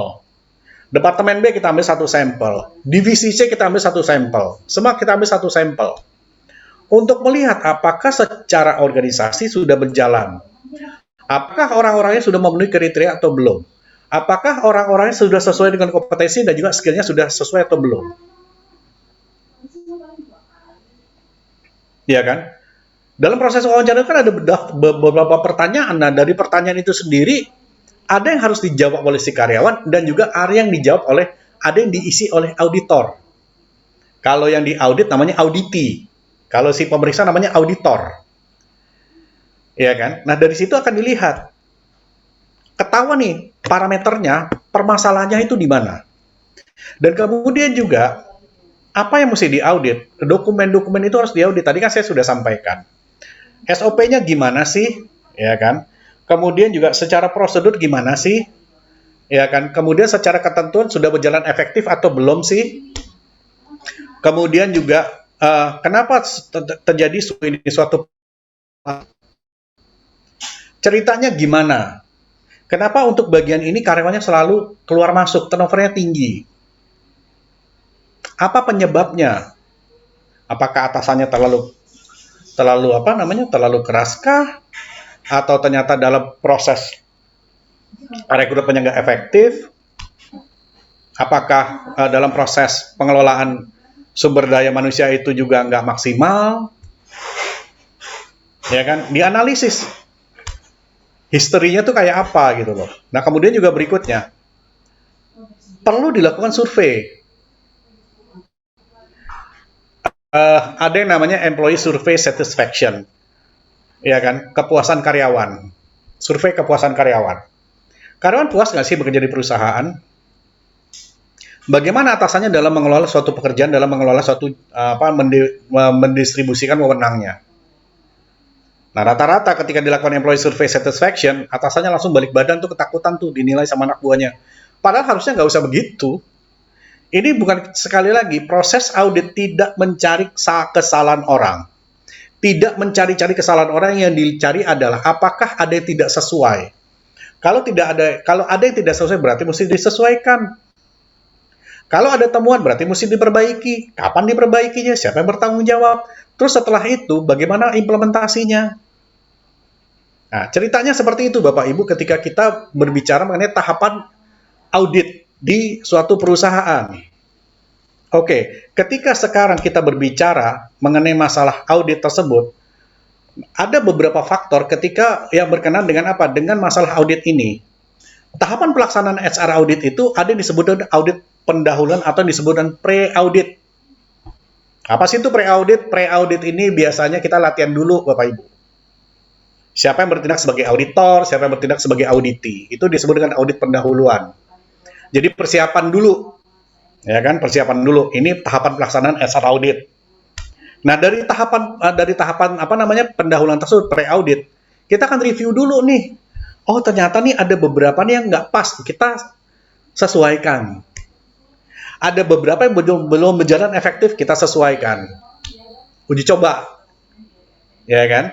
Di try out, bisa apa nggak nih? Nah, ketika itu sudah dilakukan perbaikan, sebelum dilakukan proses audit, barulah akan dilakukan proses audit yang sebenarnya. Itu sudah ada jadwal tuh biasanya. Ketika dilakukan pre-audit, biasa 3 bulan sebelumnya. Kenapa 3 bulan? Itu memberikan waktu dan juga kesempatan bagi tiap departemen atau tiap divisi untuk menyelesaikan atau memperbaiki. Nah, setelah itu diperbaiki, baru dilakukan audit yang sebenarnya, audit sesungguhnya. Ini disebut dengan proses audit lanjutan. Dari situ nanti akan dilihat tuh, ada lagi nggak temuan. Balik lagi tuh seperti latihan, seperti pre-audit itu. Konsepnya kayak gitu tuh Bapak Ibu. Setelah dilakukan audit, baru kan ada suatu laporan. Nah, pelaporan itu akan dibikin sekomprehensif mungkin. Sedetail mungkin. Kenapa sih terjadi? Itu harus dibuat suatu narasi. Dalam narasi itu dijelaskan apa tujuannya. Setiap departemen, setiap divisi itu pasti ada laporan auditnya. Dan itu akan dibuatkan suatu resume ataupun rangkuman. Namun setiap departemen, setiap divisi pasti ada hasil audit. Kemana laporan itu diserahkan? Laporan itu diserahkan kepada manajemen untuk dijadikan semacam review oleh manajemen. Tadi kan itu udah ngomong kan fungsi daripada audit itu apa kan? Tujuan daripada audit kita udah ngomong kan di depan tadi. Nah, setelah itu baru kita berbicara mengenai feedback, tindak lanjutan kayak apa, corrective action-nya. Kalau ada yang sifatnya NC, non-conformity, ya kan, NC ini kan yang masih dibilang ringan, baru berupa catatan, oh ini mungkin begini Pak, mungkin, oh ya, tapi mesti jelas. 1 kali 24 jam itu harusnya udah beres. Karena itu hanya sebatas rekomendasi. Nah, kemudian kita baru masuk di minor. Temuan ringan apa misalkan? Ya kan? Oh, ada karyawan misalkan dia sakit, kok sering sakit, tapi kok nggak ada teguran ya kenapa dia sering sakit? Itu kan mengganggu kinerja Bapak Ibu. Ya kan? Kemudian juga kok ada beberapa karyawan yang mengajukan suatu pekerjaan tapi tidak dilengkapi dengan data yang ada, form yang ada tuh nggak ada. Ini mesti diperbaiki, di mana formnya ini mesti dibikin. Ya kan? Dan itu harus jelas waktunya kapan. Mau 1 hari, 2 hari, 3 hari, 5 hari, 1 minggu, itu harus jelas. Dan itu harus dibicarakan dengan si pemegang pekerjaan tersebut. Job holder kita mesti ngomong. Ini ada suatu temuan, ada suatu catatan, ada beberapa hal yang nggak sesuai nih. Anda lengkapi ya.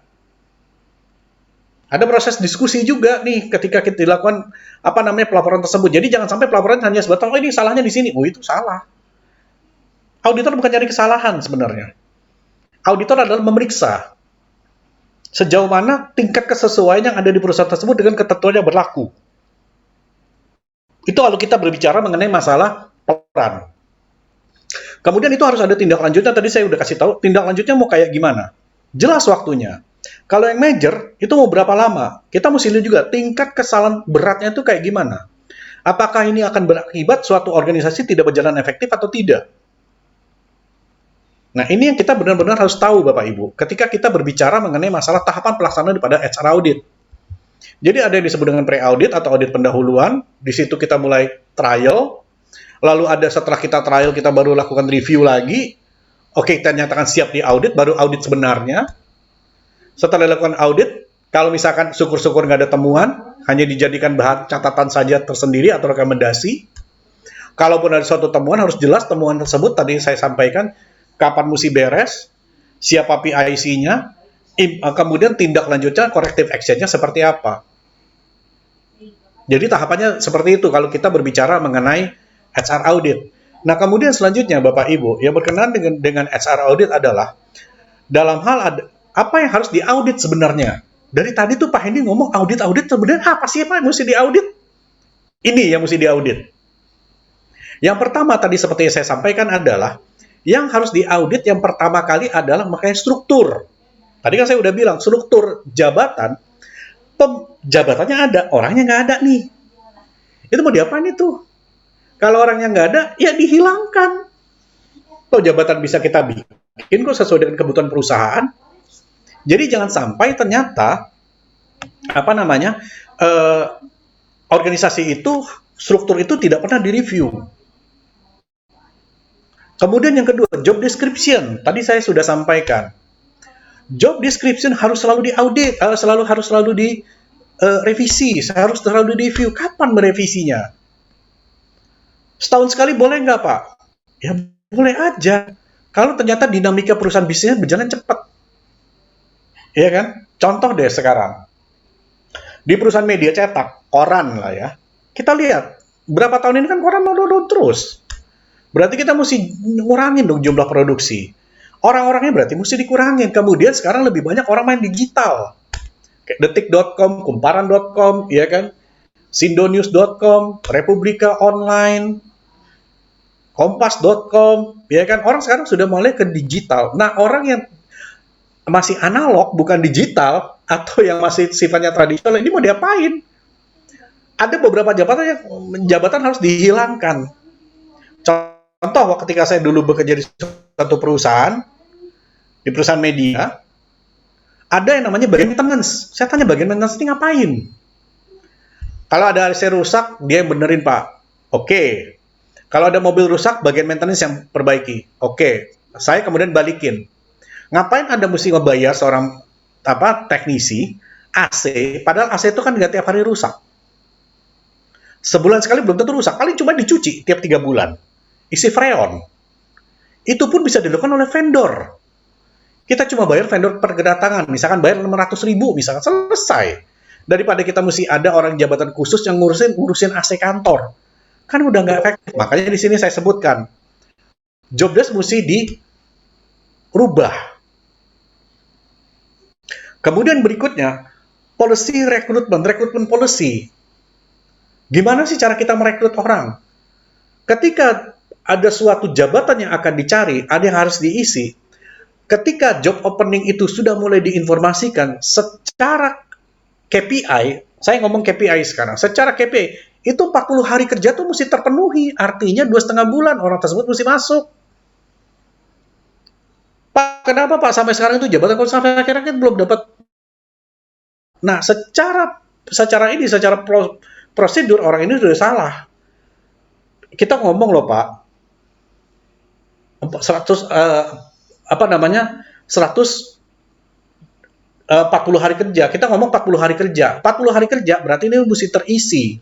Ketika 40 hari kerja, 2,5 bulan ini mesti terisi orang ini. Artinya apa? Anda sudah nggak punya database. Baru dia tuh kemudian pasang iklan di JobsDB, pasang iklan di JobStreet, ya kan, pasang iklan di LinkedIn. Karena apa? Secara database dia nggak siap. Ada temuan. Ya kan? Prosedur rekrutmen kayak gimana? Internal eksternal rekrutmen harus jalan. Rata-rata internal rekrutmen itu nggak jalan. Kemudian juga berikutnya, kita melihat mengenai masalah manajemen kinerja. Ketika kita berbicara mengenai masalah manajemen kinerja, apakah dari hasil review manajemen kinerja itu sudah dilakukan atau belum? Tadi kan saya sudah sampaikan tuh Bapak Ibu, ya. Ini udah dilakukan atau belum? Ada suatu catatan, sudah review belum? Nah, catatannya itu sudah dijadikan semacam apa namanya feedback bagi si pemegang jabatan dan juga menjadi review dari manajemen. Rata-rata enggak. Ya udahlah Pak, kita udah tahu lah dia udah berubah, ya udah kerja normal kok Pak Basic. Ini yang salah. Nah, kemudian ada yang disebut dengan individual performance review.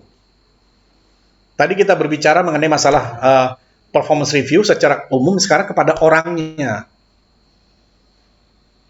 Kenapa sih kok si karyawan ini penilaian kinerjanya kok tiap tahun sama ya? Ada perubahan juga nggak terlalu signifikan. Yang salah siapa?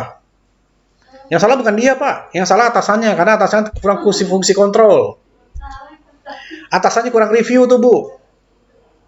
Nah, ini yang harus dilihat.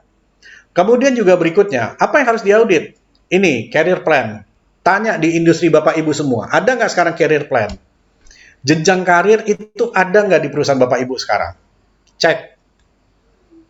Jenjang karir itu merupakan harus yang dimiliki di sistem HR. Setiap orang, setiap pemegang jabatan job holder yang ada di suatu perusahaan, dia harus jelas. Anda sekarang posisinya di sini. Ketika Anda akan dipromosikan satu tingkat di atasnya, berarti ada suatu standar kompetensi yang Anda harus miliki. Ada skill khusus yang Anda harus punya.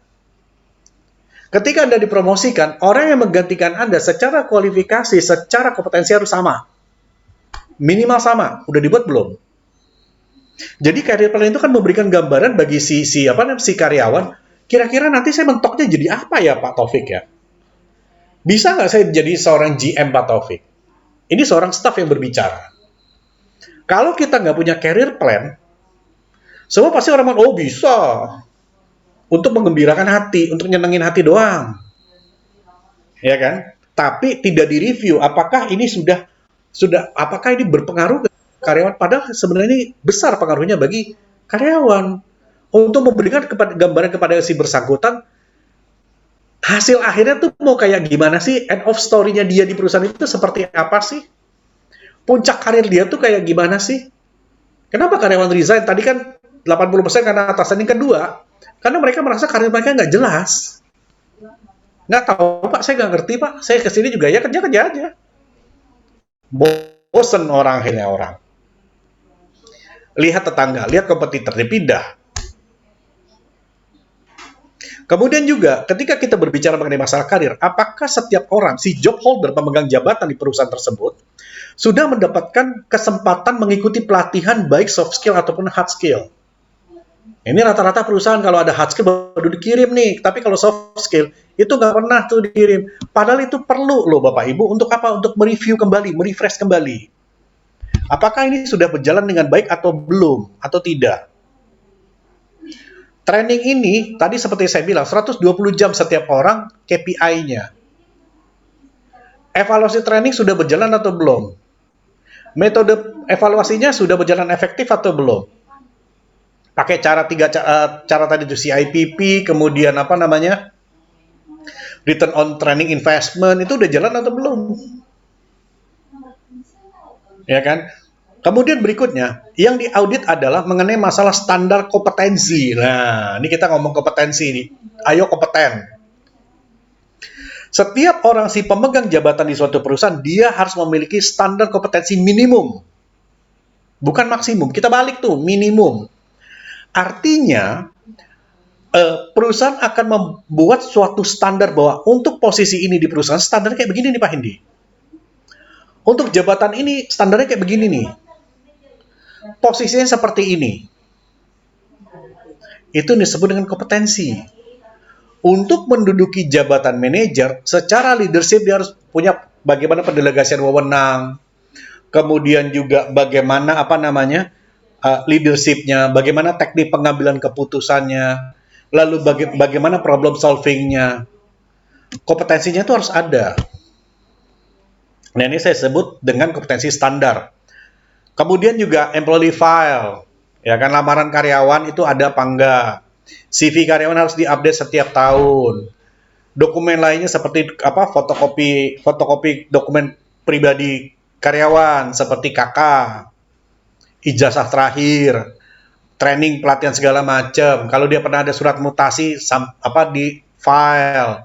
Kalau dia pernah promosi di file, kalau dia pernah kenaikan gaji di file, bikinkan surat. Kalau dia pernah di SP harus ada, itu mesti lengkap.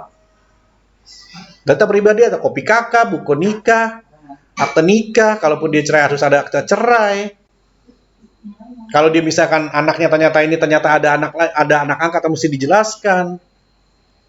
Karena itu merupakan bagian daripada perusahaan pada dasarnya. Kemudian juga review audit yang berikutnya adalah mengenai masalah tunjangan karyawan, manfaat bagi karyawan. Apa tunjangan? Ada tunjangan tetap, ada tunjangan tidak tetap. Ada dalam bentuk cash money, ada bentuk tidak dalam bentuk cash money. Ya kan? Nah, ini yang disebut employee benefit itu juga mesti review. Sudah sesuai belum dengan kebutuhan yang ada saat ini? Sudah sesuai belum dengan kondisi yang ada saat ini? Berikutnya yang harus diaudit adalah policy. SOP-nya HR itu lengkap atau enggak? Nih, rata-rata enggak lengkap. Waduh, sedih banget. Ya, rata-rata enggak lengkap, Bapak Ibu. SOP HR itu rata-rata enggak lengkap. Saya pun bingung gitu loh. Mau kerja, saya berapa kali di beberapa perusahaan, saya bingung. Mana SOP ini? Nggak ada, Pak. Justru kita mau buat, Pak Hendy. Lah, selama ini pegangannya apa? Ya, SK direksi, Pak. Yuk. Nah, ini yang kita mesti tahu. Kemudian juga berikutnya, satu lagi, budget anggaran HR itu ada atau enggak. Semua karyawan harus dibuatkan anggarannya. Yang paling gede itu pasti dibuat anggaran gaji, belanja karyawan, gaji tunjangannya.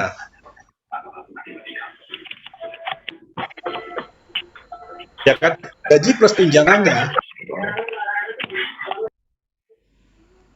Gaji plus tunjangannya itu apakah sudah diatur atau belum? Kemudian kalau naik tahun depan, naik gaji itu mau berapa sih? Budgetnya itu harus ada. Termasuk juga di dalamnya, berapa karyawan yang akan pensiun di tahun ini misalkan. Harus dibudgetkan. Training juga harus dibudgetkan. Apakah HR harus pegang HR? Ya iyalah. Masa HR manager nggak pegang budgetnya sendiri? Nah, ini yang salah kebanyakan HR manager nggak pegang tuh budgetnya tuh. Saya bingung. Terus apa parameternya dia kalau dia nggak pegang budget HR? Dipegang sama direksi, Pak. Lah. Itu banyak loh kayak gitu, Bapak Ibu. Terus kita berkaitan dengan hubungan industrial. Hubungan industrial, apakah semua karyawan sudah memahami PP atau PKB di perusahaan itu atau belum? Apakah karyawan tersebut mereka tahu proses hak dan kewajiban di perusahaan itu seperti apa? Harus jelas. Karena PP itu harus disosialisasikan ke semua karyawan. Jangan pas ada masalah baru tuh tiba-tiba buka kitab suci PP atau PKB, langsung dibuka itu. Mana ya pelanggaran? Biasa atasan mana ini masuk ke mana lagi?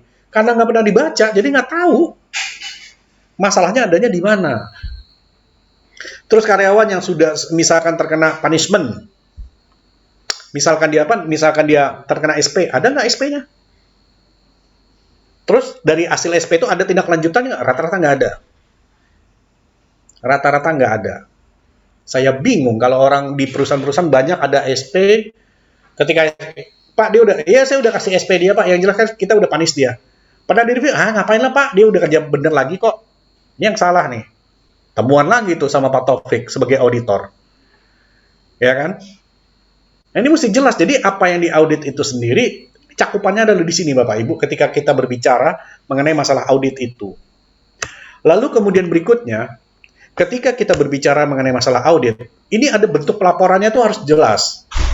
Itu harus dibuat secara sistematis. Ada pendahuluannya. Laporan audit itu departemennya apa? Siapa PIC-nya? Kapan audit itu dilakukan? Berapa lama periodenya? Siapa sebagai tim auditor? Siapa lead auditornya? Kemudian siapa yang diaudit? Apa saja yang diaudit? Ada temuan atau tidak? Ada catatan atau tidak? Terus apa corrective action-nya? Tindakan perbaikannya seperti apa? Kemudian siapa PIC-nya? Kapan mau dibenerin corrective action tersebut? Ketika corrective action sudah dilakukan, apakah ada review daripada hasil audit tersebut atau tidak? Jelas itu dalam bentuk laporannya. Nanti saya kasih contoh ya Bapak Ibu ya, untuk contoh laporan audit SDM seperti apa. Setelah webinar nanti saya kasih nanti ke Mas Rizky ya untuk ini untuk laporan contoh daripada laporan auditnya ya. Nanti saya akan kasih lihat. Saya akan share mengenai masalah bentuk laporan audit. Jadi kembali lagi ketika kita berbicara mengenai bentuk laporan itu dibuat suatu narasi. Siapa yang diaudit, siapa auditor, siapa tim auditnya, siapa lead auditor, siapa auditinya. Itu semua jelas tuh, ada semua secara detail tuh Bapak Ibu. Ya, itu bentuk laporan daripada hasil audit. Nah, laporannya itu apa saja sih? Isinya kontennya apa sih? Ada judulnya misalkan. Audit SDM bagian keuangan. Ada daftar isinya tuh, pendahuluan segala macam, siapa yang dilakukan prosesnya ada. Kemudian ringkasan resumenya itu ada. Kenapa harus dilakukan proses audit? Aja kalau kayak gitu tuh. Udah mau habis nih, yang jawab nih. Apa yang diharapkan dari hasil audit? Mas Rizky boleh minta tolong untuk semua peserta di unmute dulu Mas, terima kasih. Tolong di unmute dulu Mas. Kemudian juga berikutnya, masalah pokok tujuan audit itu apa? Di laporannya tuh ada tuh jelas tuh, tujuan audit apa, untuk apa, kepentingannya untuk apa, evaluasinya seperti apa, metode analisisnya seperti apa. Itu ada tuh. Nah, nanti dibuat juga kesimpulan dan sarannya. Hasil daripada audit seperti ini, saran-saran perbaikannya seperti ini. Itu harus ada dalam laporan. Ya, data, fakta, dokumen itu menjadi dasar temuan audit. Sumber datanya dari mana? Ya kan? Kemudian dokumennya seperti apa? Metodenya kayak gimana?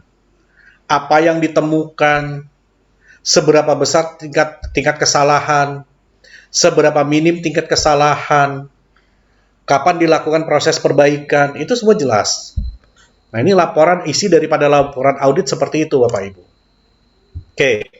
Kemudian sekarang kita berbicara perbedaan audit internal dan juga eksternal. Audit internal dan audit eksternal. Audit internal itu dilakukan oleh kepala departemen di luar departemen SDM. Ya kan? Cross audit itu yang disebut dengan cross audit. Kalau eksternal dilakukan oleh pihak luar, misalkan akuntan publik atau badan sertifikasi ISO. Tapi biasanya nih Bapak Ibu, kalau dilakukan audit eksternal oleh KAP atau oleh badan sertifikasi ISO itu nggak secara detail. Nggak secara detail. Kalau akuntan publik cuma melihat data keuangannya gimana. Ada kesesuaian atau enggak. Karena audit keuangan biasa dilakukan. Laporannya udah benar atau belum. Kalaupun bersinggungan dengan HR, ada hubungannya enggak? Gitu. Begitu juga dengan yang dilakukan oleh badan sertifikasi ISO. Itu juga nggak detail. Ketika dia dilakukan oleh khusus yang melakukan audit itu adalah konsultan HR yang khusus untuk mengaudit HR, baru dilakukan secara detail. Nah, kalau audit internal kebutuhannya untuk manajemen saja. Dia untuk mereview. Oh iya, ini dasarnya ini akan memberikan gambaran umum kepada manajemen kondisi perusahaan seperti ini. Ya kan? Tapi kalau audit eksternal ini untuk kebutuhan pihak ketiga misalkan. Misalkan perusahaan ingin melakukan proses merger atau akuisisi. Nah, audit ini merupakan bagian daripada due diligence. Ya. Kemudian juga audit internal itu fokus kepada future untuk membantu manajemen untuk mereview lagi apakah visi misinya ini sudah harus diubah atau belum. Apakah konsep bisnisnya itu harus berubah atau tidak. Tapi kalau audit eksternal itu fokusnya kepada yang tadi saya sampaikan. Struktur bagaimana, kemudian fungsinya seperti apa, kompetensi skillnya itu sudah terpenuhi atau belum, standar kompetensi sudah dibuat atau belum, lalu struktur skala upahnya sudah ada atau belum, jenjang jabatan sudah ada atau belum. Jadi perbedaannya di sini ya Bapak Ibu ketika kita berbicara antara audit internal dan juga audit eksternal.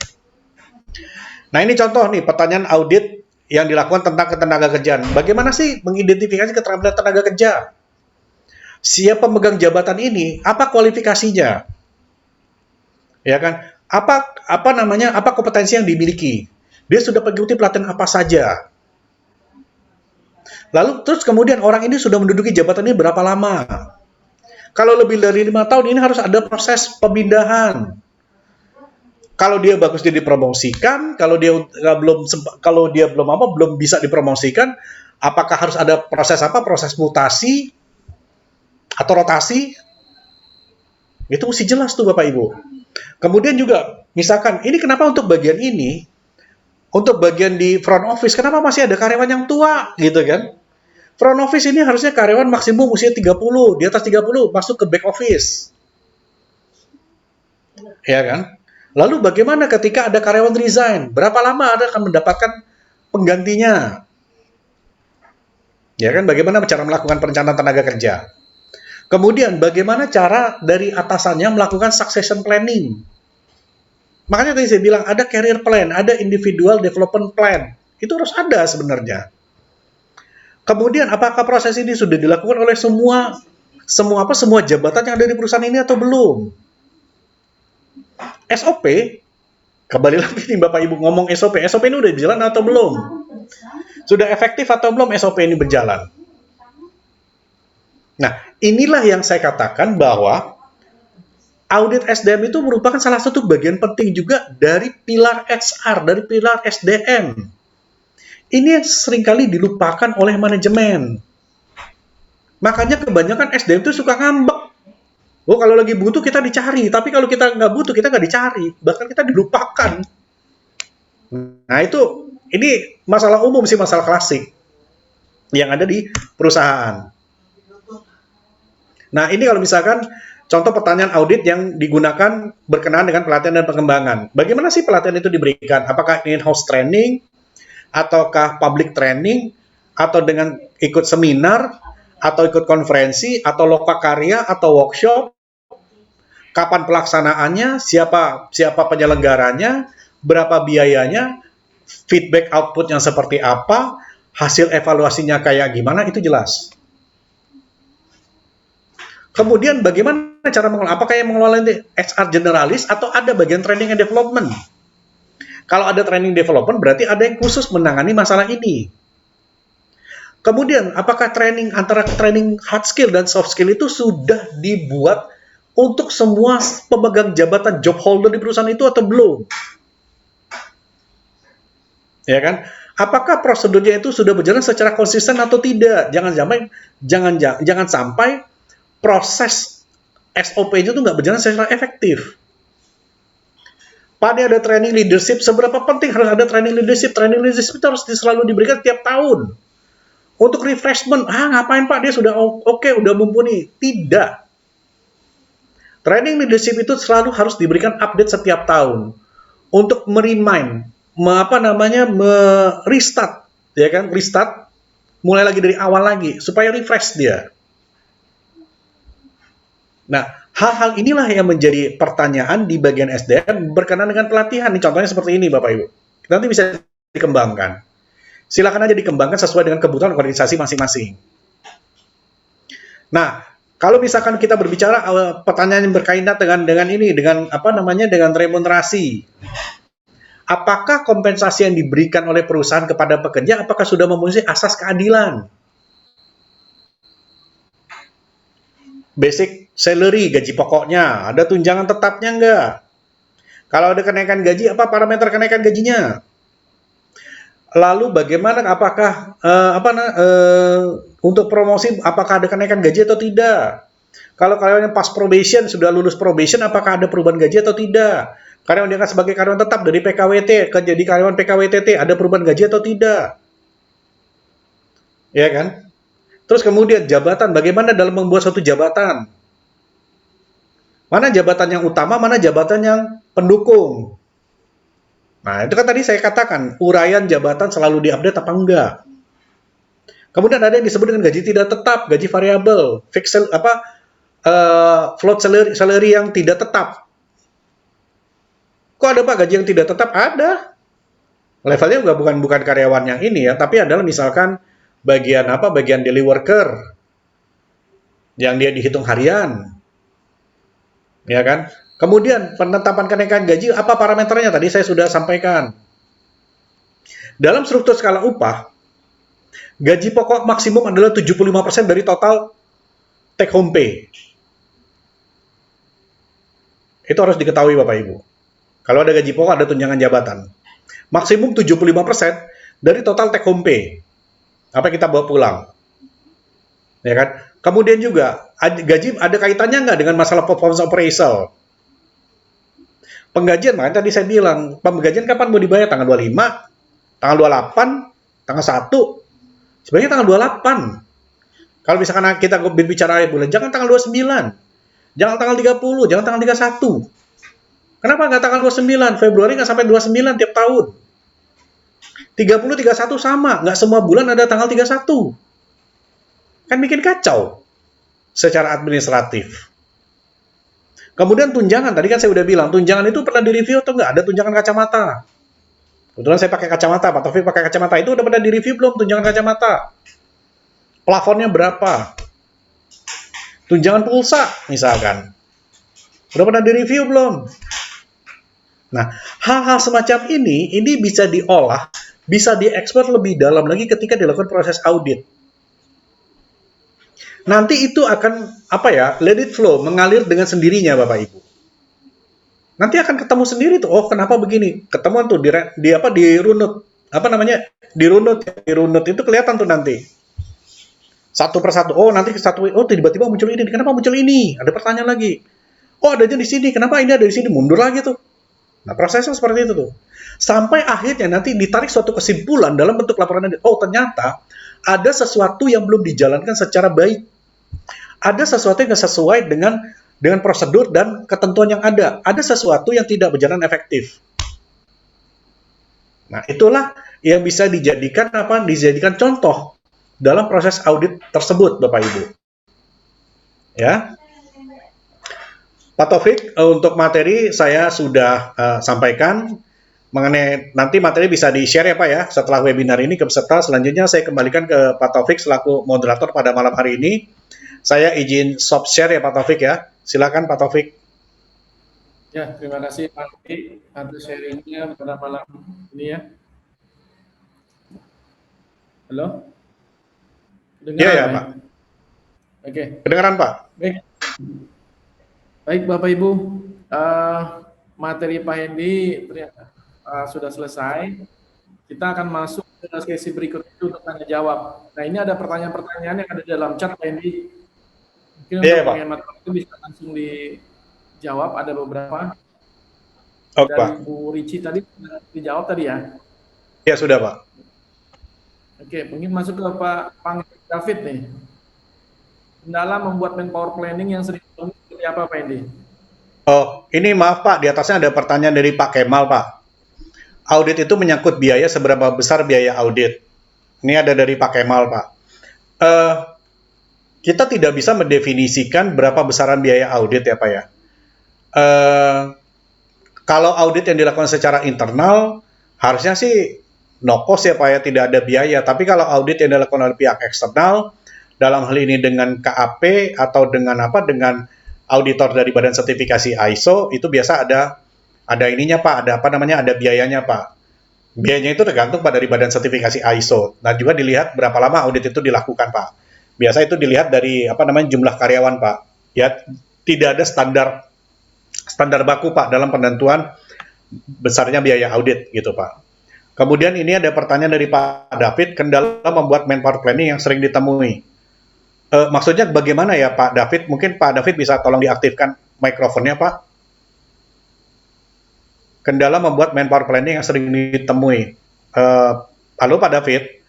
Bisa tolong diaktifkan Pak untuk mikrofonnya Pak, mengenai pertanyaan Bapak ini. Kalau saya lihat sih, saya coba jawab ya, mungkin Pak ini ada kendala dengan audio. Kalau saya bilang begini, kendala yang terjadi pada membuat member planning mungkin seperti itu. Kendala yang terjadi adalah biasanya SDM ataupun HR mereka nggak dapat gambaran secara utuh apa sih bisnis plan perusahaan. Tahun 2021 nih perusahaan mau ngapain? Ya kan ada pandemi sekarang masih pandemi nih. Dia mau ngapain? Ada perubahan target bisnis atau enggak? Kemudian juga apakah ada perubahan revenue atau tidak? Pasti ada perubahan. Nah, harus diketahui nih kendala ini hal semacam ini harus diketahui. Kalau ini nggak diketahui menjadi kendala tuh. Ketika kita menetapkan manpower planning tersebut. Ingat Bapak Ibu, ketika kita membuat manpower planning, setiap tahun harus dibuat suatu rencana berapa banyak orang yang akan pensiun. Harus dibuat. Kapan orang tersebut masuk ke masa persiapan pensiun atau MPP? Itu 3 tahun menjelang usia pensiun. Usia pensiun itu kita ambil dari ketentuan dari BPJS itu adalah usia 56 tahun. Artinya 53 tahun dia sudah masuk di MPP. Mesti dibuat itu Bapak Ibu di rencana HR. Di member planning itu harus disiapkan. Ya, jangan sampai itu tidak disiapkan.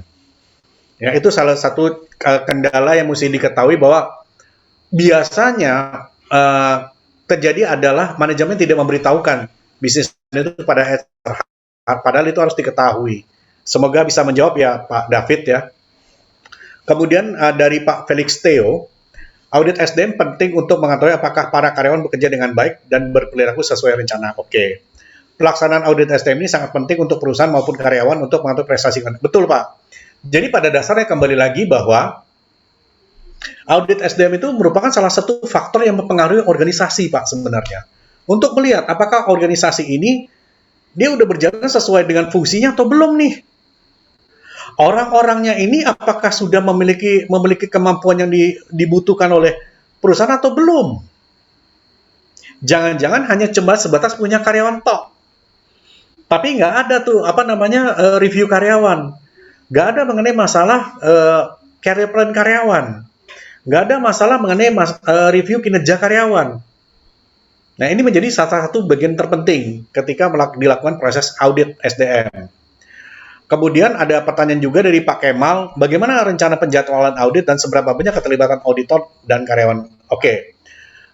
Penjadwalan audit itu disesuaikan dengan kebutuhan perusahaan, Pak. Kalau misalkan berkenaan dengan audit internal, biasa dilakukan setahun sekali. Biasanya dilakukan mungkin pada saat awal tahun atau pada saat akhir tahun. Itu silakan disepakati saja. Kalau akhir tahun berarti mereview apa yang sudah dilakukan di tahun berikutnya. Kalau di awal tahun sama, cuma periodenya yang berbeda. Tapi kalau yang melakukan audit itu sendiri dilakukan oleh pihak eksternal, mesti diketahui dulu tujuan daripada audit eksternal apa. Misalkan kalau dia sudah sertifikasi ISO, berarti harus dibuat tuh jadwalnya. Biasa dari badan sertifikasi mereka sudah punya jadwal. Ya kan, 2 minggu sebelum audit itu dilakukan biasa sudah diinformasikan. Kalau ada perubahan akan diinformasikan juga. Berapa banyak keterlibatan auditor itu dilihat dari kapasitasnya juga. Kalau karyawannya banyak, nggak mungkin auditor 3, nggak mungkin auditor 4, pasti banyak. Jadi ada yang disebut dengan tim auditor, ada lead auditor, sebagai leadernya ada auditor tim. Kalau perusahaan besar yang saya pernah temui Pak waktu dilakukan audit SDM itu, kalau ada sekitar 25.000 karyawan, itu auditornya itu terdiri dari 5 orang Pak, itu dibagi-bagi. Ya dibagi-bagi waktu itu. 5 orang waktu itu sudah cukup Pak waktu itu, karena kan ngambilnya sampel Pak, tidak semuanya itu diperiksa, tidak semuanya diaudit. Gitu Pak Kemal. Masih juga dari Pak Kemal, apa kendala dalam melakukan audit SDM? Kendala itu ada dari internal ataupun dari eksternal Pak. Kalau dari internal biasanya ketidakkonsistenan daripada manajemen dalam melakukan proses audit. Itu satu. Yang kedua, misalkan Laporan audit, hasil temuan daripada audit itu tidak dilanjuti oleh karyawan. Kalaupun dilanjuti, itu tidak dilakukan secara maksimal. Karena tadi seperti dikatakan, saya tadi informasikan bahwa audit ini hanya sebatas ya udah menggugurkan kewajiban saja. Ada proses yang dilakukan. Nah, ini yang mesti dipahami bahwa audit itu nggak seperti itu. Audit seperti yang tadi saya sampaikan, ada beberapa contohnya tadi, ada beberapa fungsi dan tujuan daripada audit itu. Tapi kalau dari kendala dari eksternal, biasa masalah siapa yang melakukan. Kemudian juga keindependenan daripada auditor itu juga suka jadi kendala. Nah, ini yang mesti kita reduce. Kendala-kendala tersebut mesti kita tekan. Tapi kalau dihilangkan sih enggak. Ya, cuma kalau bisa resiko yang dikeluarkan, resiko yang terjadi itu bisa dikatakan sangat rendah. Gitu, Pak. Oke. Kemudian dari Bu Rici, dalam satu perusahaan kecil ada 50 orang karyawan. Kira-kira diperlukan waktu berapa lama untuk audit? Kalau 50 karyawan, satu hari dari pagi sampai sore selesai, Bu. Itu nggak terlalu lama kok, Bu. Ya kan? Dari satu hari aja udah selesai itu, Bu. Dari pagi sampai sore itu udah dapat itu, Bu. Temuan audit, hasil audit, laporan audit itu udah ketahuan, Bu. Ya, karena kan jumlah karyawan tidak terlalu besar. Tapi kalau karyawan yang maaf, di atas 100, 200, bahkan sampai ribuan, bahkan puluhan ribu, itu mesti ada beberapa waktunya. Misalkan waktu itu yang 25.000 karyawan itu 5 hari, Bu. Karena banyak sekali departemen, banyak divisi, banyak jabatan di situ yang mesti harus diambil sampling auditnya, Bu. Ya. Oke, Pak Kemal, nanti laporan audit akan dikirimkan ya, Pak ya. Contohnya saya akan kirimkan melalui Mas Rizky ya, Pak. Oke, kemudian dari Bu Rici juga, apakah mungkin melakukan audit SDM untuk perusahaan yang tidak punya divisi HRD? Dipegang langsung oleh manajemen. Misal, oke. Ini sepertinya gini. Oh, oke. Kalau dia nggak punya divisi HR, boleh nggak audit itu dilakukan? Boleh, Bu, tapi yang melakukan bukan manajemen. Harusnya yang melakukan adalah departemen lain. Contoh misalkan departemen lain yang dilakukan oleh bagian keuangan misalkan, atau misalkan dari bagian operasional. Cross audit itu boleh, tapi jangan manajemen, Bu. Ya, jangan manajemen, karena manajemen hanya mendapatkan laporan. Manajemen akan mendapatkan review daripada audit itu, Bu. Ya, jadi manajemen jangan melakukan audit. Oke. Kemudian dari Pak Kemal juga, sertifikasi ISO atau yang lain apa saja berkaitan dengan audit? Pada perusahaan yang terbuka, kewajiban audit apa saja? Sertifikasi ISO, kalau kita berbicara mengenai masalah audit, kalau kita berbicara secara global, berarti yang semua departemen yang terkait itu ada auditnya, Pak. Audit keuangan, audit bagian pemasaran, kemudian bagian produksi misalkan, ada bagian. Jadi audit yang secara umum ISO lakukan untuk semua departemen dan juga divisi. Ya, itu dilakukan seperti itu, Pak. Kalau perusahaan yang sudah TBK, itu dilakukan oleh auditor eksternal yang sudah ditunjuk. Nah, auditor eksternal yang sudah ditunjuk, dia akan melakukan proses audit. Tapi juga pengalaman saya, Bapak Ibu, rata-rata audit SDM tidak dilakukan secara maksimal. Ya, untuk perusahaan TBK, mereka hanya dilakukan audit di di bagian keuangan saja, sama operasional dan prosedurnya saja. Hanya itu saja sih, Pak, yang biasa dilakukan. Semoga bisa menjawab, Bapak Ibu. Masih ada kesempatan dan waktu. Yang ingin bertanya, kami persilahkan kepada Bapak Ibu yang ingin bertanya. Silakan, saya kembalikan ke Pak Taufik. Ya, terima kasih Pak Eni. Ya, Bapak Ibu, masih ada waktu 10 menit lagi sebelum kita akhiri 9.30 sesuai dengan jadwal. Oh, ini ada satu pertanyaan, masih ada pertanyaan dari Pak Kemal. Bagaimana pasar audit SDM? Maksudnya gimana ya, Pak, pasar audit SDM? Kalau saya pasar audit SDM, bisa tolong diaktifkan, Pak, mikrofonnya, Pak? Maksud daripada pasar audit SDM, Pak? Maksudnya, Pak, ya prospek bisnis audit SDM gitu.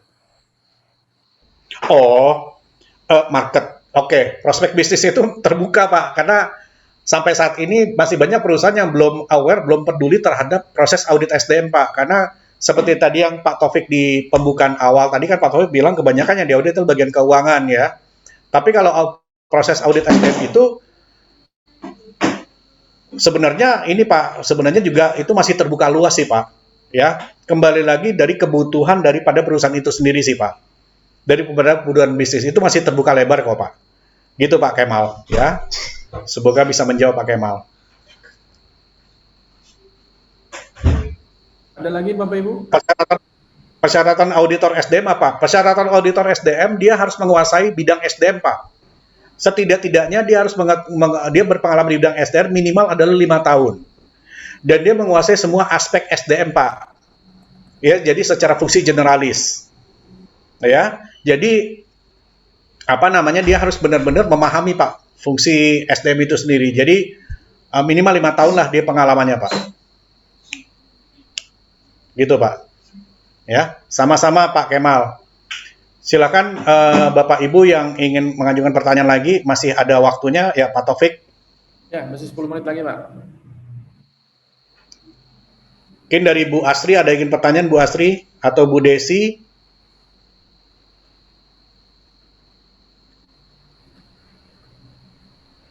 Ya Bapak Ibu, saya rasa cukup menarik juga ya berbicara tentang audit ini. Karena pengalaman di lapangan masih banyak gitu loh, masih banyak perusahaan-perusahaan ini yang belum menjalankan fungsi auditnya secara full ya. Nah, ini potensi sebenarnya, potensi buat para praktisi HR untuk dapat mengambil ke sana, Pak. Ya, Kenapa Pak? Kenapa Pak? Agak terputus tadi Pak. Halo Pak? Halo Pak Taufik? Halo? Ya gimana Pak? Ya. Terputus Pak tadi Pak, suaranya Pak. Oh, oke. Ya, sambil menunggu nih para Bapak Ibu sekalian yang ingin bertanya, perlu saya sampaikan di sini. Jadi kami di High Tech Consulting ini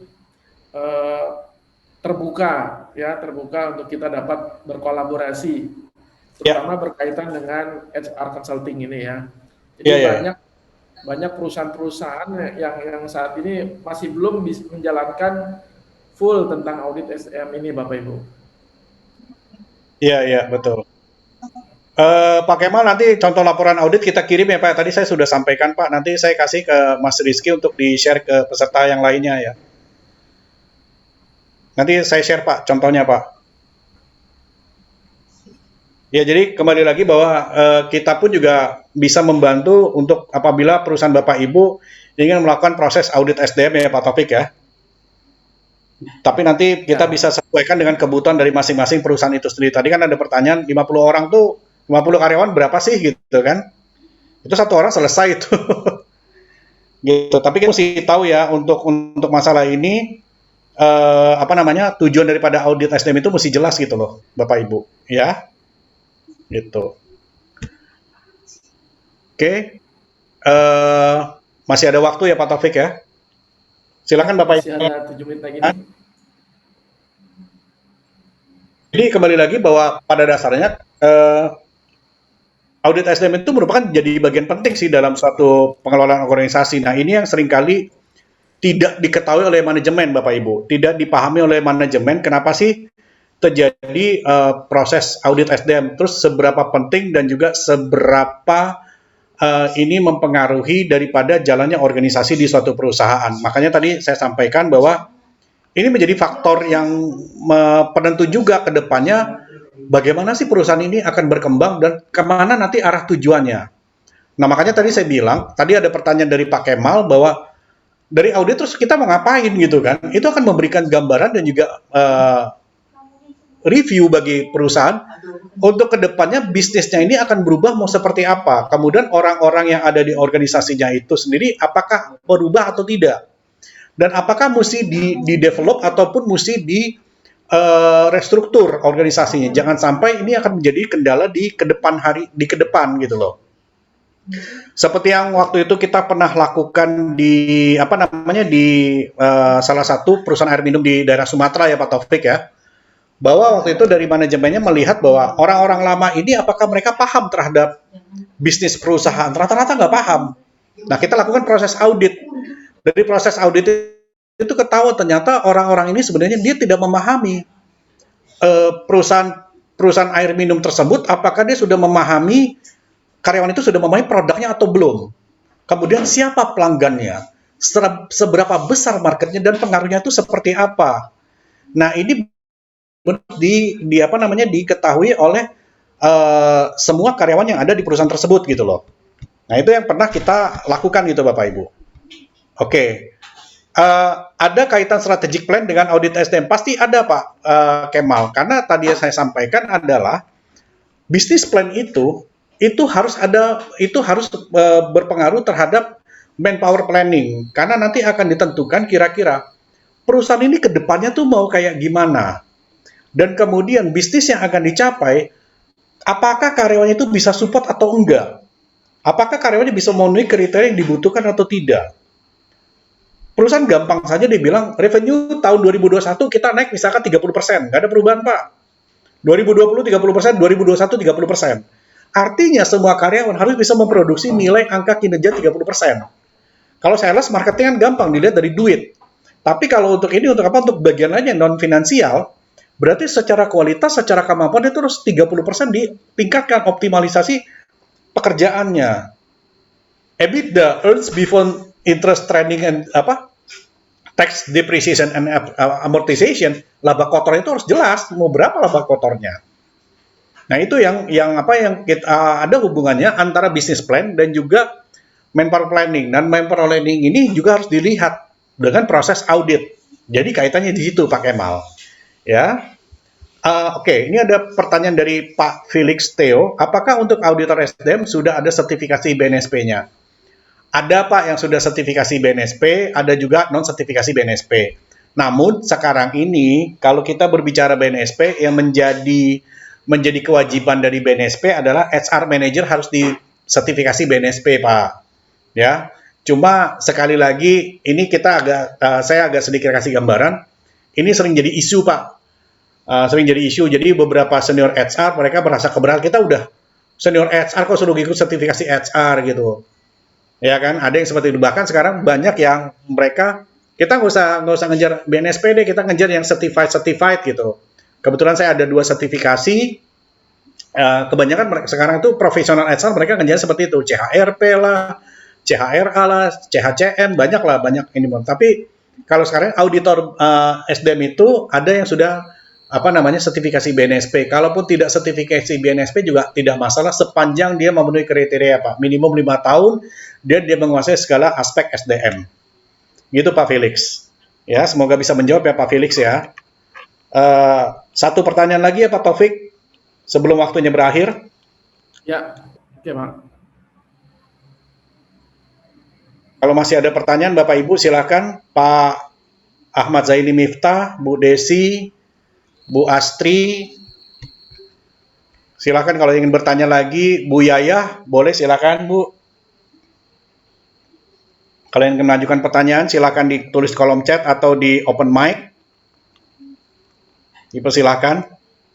Jadi kembali lagi Bapak Ibu, kalau kita berbicara mengenai masalah audit SDM, banyak sih sebenarnya item-item yang mesti di review, banyak item-item yang mesti diperiksa, banyak segala sesuatunya mesti diperhatikan, jangan sampai ternyata ini bukan menjadi hal yang penting. Makanya tadi saya bilang audit SDM itu jarang terdengar, karena kenapa? Rata-rata manajemen mereka nggak aware, atau mungkin mereka nggak tahu audit SDM itu seperti apa. Padahal ini merupakan salah satu bagian terpenting dalam menjalankan fungsi SDM yang ada di suatu perusahaan. Ya kan, untuk kembali memeriksa apakah segala ketentuan prosedur hak dan tanggung jawab antara pengusaha dan pekerja, demikian juga sebaliknya itu apakah sudah berjalan sesuai atau tidak. Jangan sampai ini tidak berjalan dengan efektif. Kalau berjalan nggak efektif berarti ada sesuatu yang salah atau sesuatu yang tidak sesuai dengan prosedur, dengan policy, dengan job description atau visi misi yang ada di perusahaan. Jadi gambarannya seperti itu Bapak Ibu. Pak Taufik sepertinya sudah. Oke, masih ada dari Pak Kemal juga. Di mana posisi audit SDM dalam 3 line of defense? Dalam 3 line of defense, maksudnya gimana ya Pak? Pak Kemal? Halo Pak Kemal? Ya Pak. Maksudnya gimana Pak, three line of defense? Three line of defense kan ada pelaku, ada pengawas, ada eh, audit ya. Mhm. Kira-kira di situ tuh di mana posisinya dia gitu. Pelaku, pengawas, dan audit. Ya, inspektorat pengawas misalnya. Nah, Oh, auditor bisa jadi pihak luar atau pihak dalam. Gitu. oke. Kalau pihak dalam berarti dia pengawas, Pak. Kalau misalkan di kementerian ada inspektorat, Pak.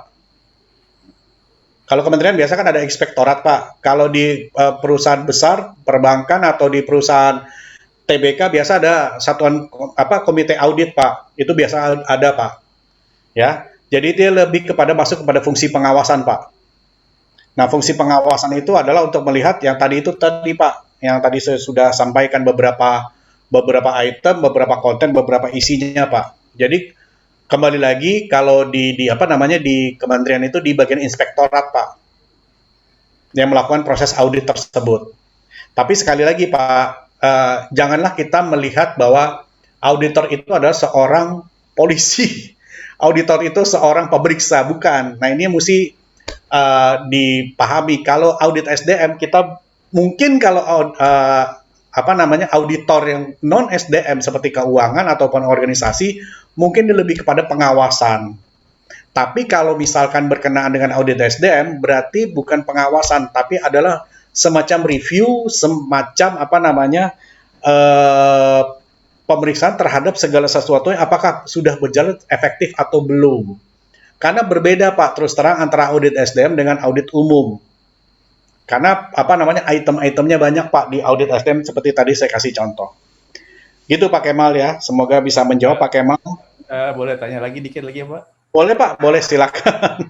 Kan di komisaris tuh ada komite audit ya, Pak ya? Oke. Itu ada kaitannya nggak, Pak, bahwa komite audit itu juga melakukan audit SDM gitu? Gini Pak, kalau di perusahaan TBK kan ada namanya komite audit. Biasanya selain di komite audit, mereka ada namanya komite SDM, Pak, atau komite komite remunerasi. Yeah. Nah, kalau kaitan komite remunerasi atau komite SDM, itu dia melakukan audit SDM. Tapi kalau misalkan komite audit yang umum, mereka tidak lakukan audit SDM, Pak, biasa. Mereka biasa langsung hanya mengawasi fungsi keuangan saja sih, Pak, sama operasional. Jadi tapi kalau perusahaan TBK selalu ada audit SDM, Pak. Komite audit SDM ada, Pak. Komite SDM, namanya bukan komite audit, tapi komite SDM. Jadi waktu saya dulu bekerja di perusahaan TBK, saya kebetulan sebagai sekretaris komite SDM. Di situ ada komite jabatan, komite remunerasi, segala macam. Jadi pada saat ada review gaji, kita masuk komite itu nanti akan Pak, melit untuk melihat apakah ada terjadi perubahan atau tidak. Gitu Pak Kemal. Dan bertanggung jawabnya ke komisaris ya, Pak? Ya, betul, Pak. Baik, Pak. Gitu, Pak. Terima kasih, Pak. Sama-sama, Pak Kemal. Bapak, Ibu, semua, dan Pak Taufik, kebetulan juga waktu sudah habis ya. Sudah lewat dari 21.30, Pak. Ya. Terima kasih, Bapak, Ibu, untuk waktunya pada malam hari sudah mengikuti webinar. Semoga bisa bermanfaat bagi Bapak, Ibu semuanya. Nanti kalau ada yang bertanya, silakan diajukan pertanyaan. Nanti saya share nomor saya itu ada di materi juga ya. Silakan, terima kasih. Assalamualaikum warahmatullahi wabarakatuh. Selanjutnya ke Pak Taufik selaku moderator, saya kembalikan webinar pada malam hari ini. Terima kasih. Ya, baik. Terima kasih Pak Hendy atas sharing ilmunya pada malam kali ini.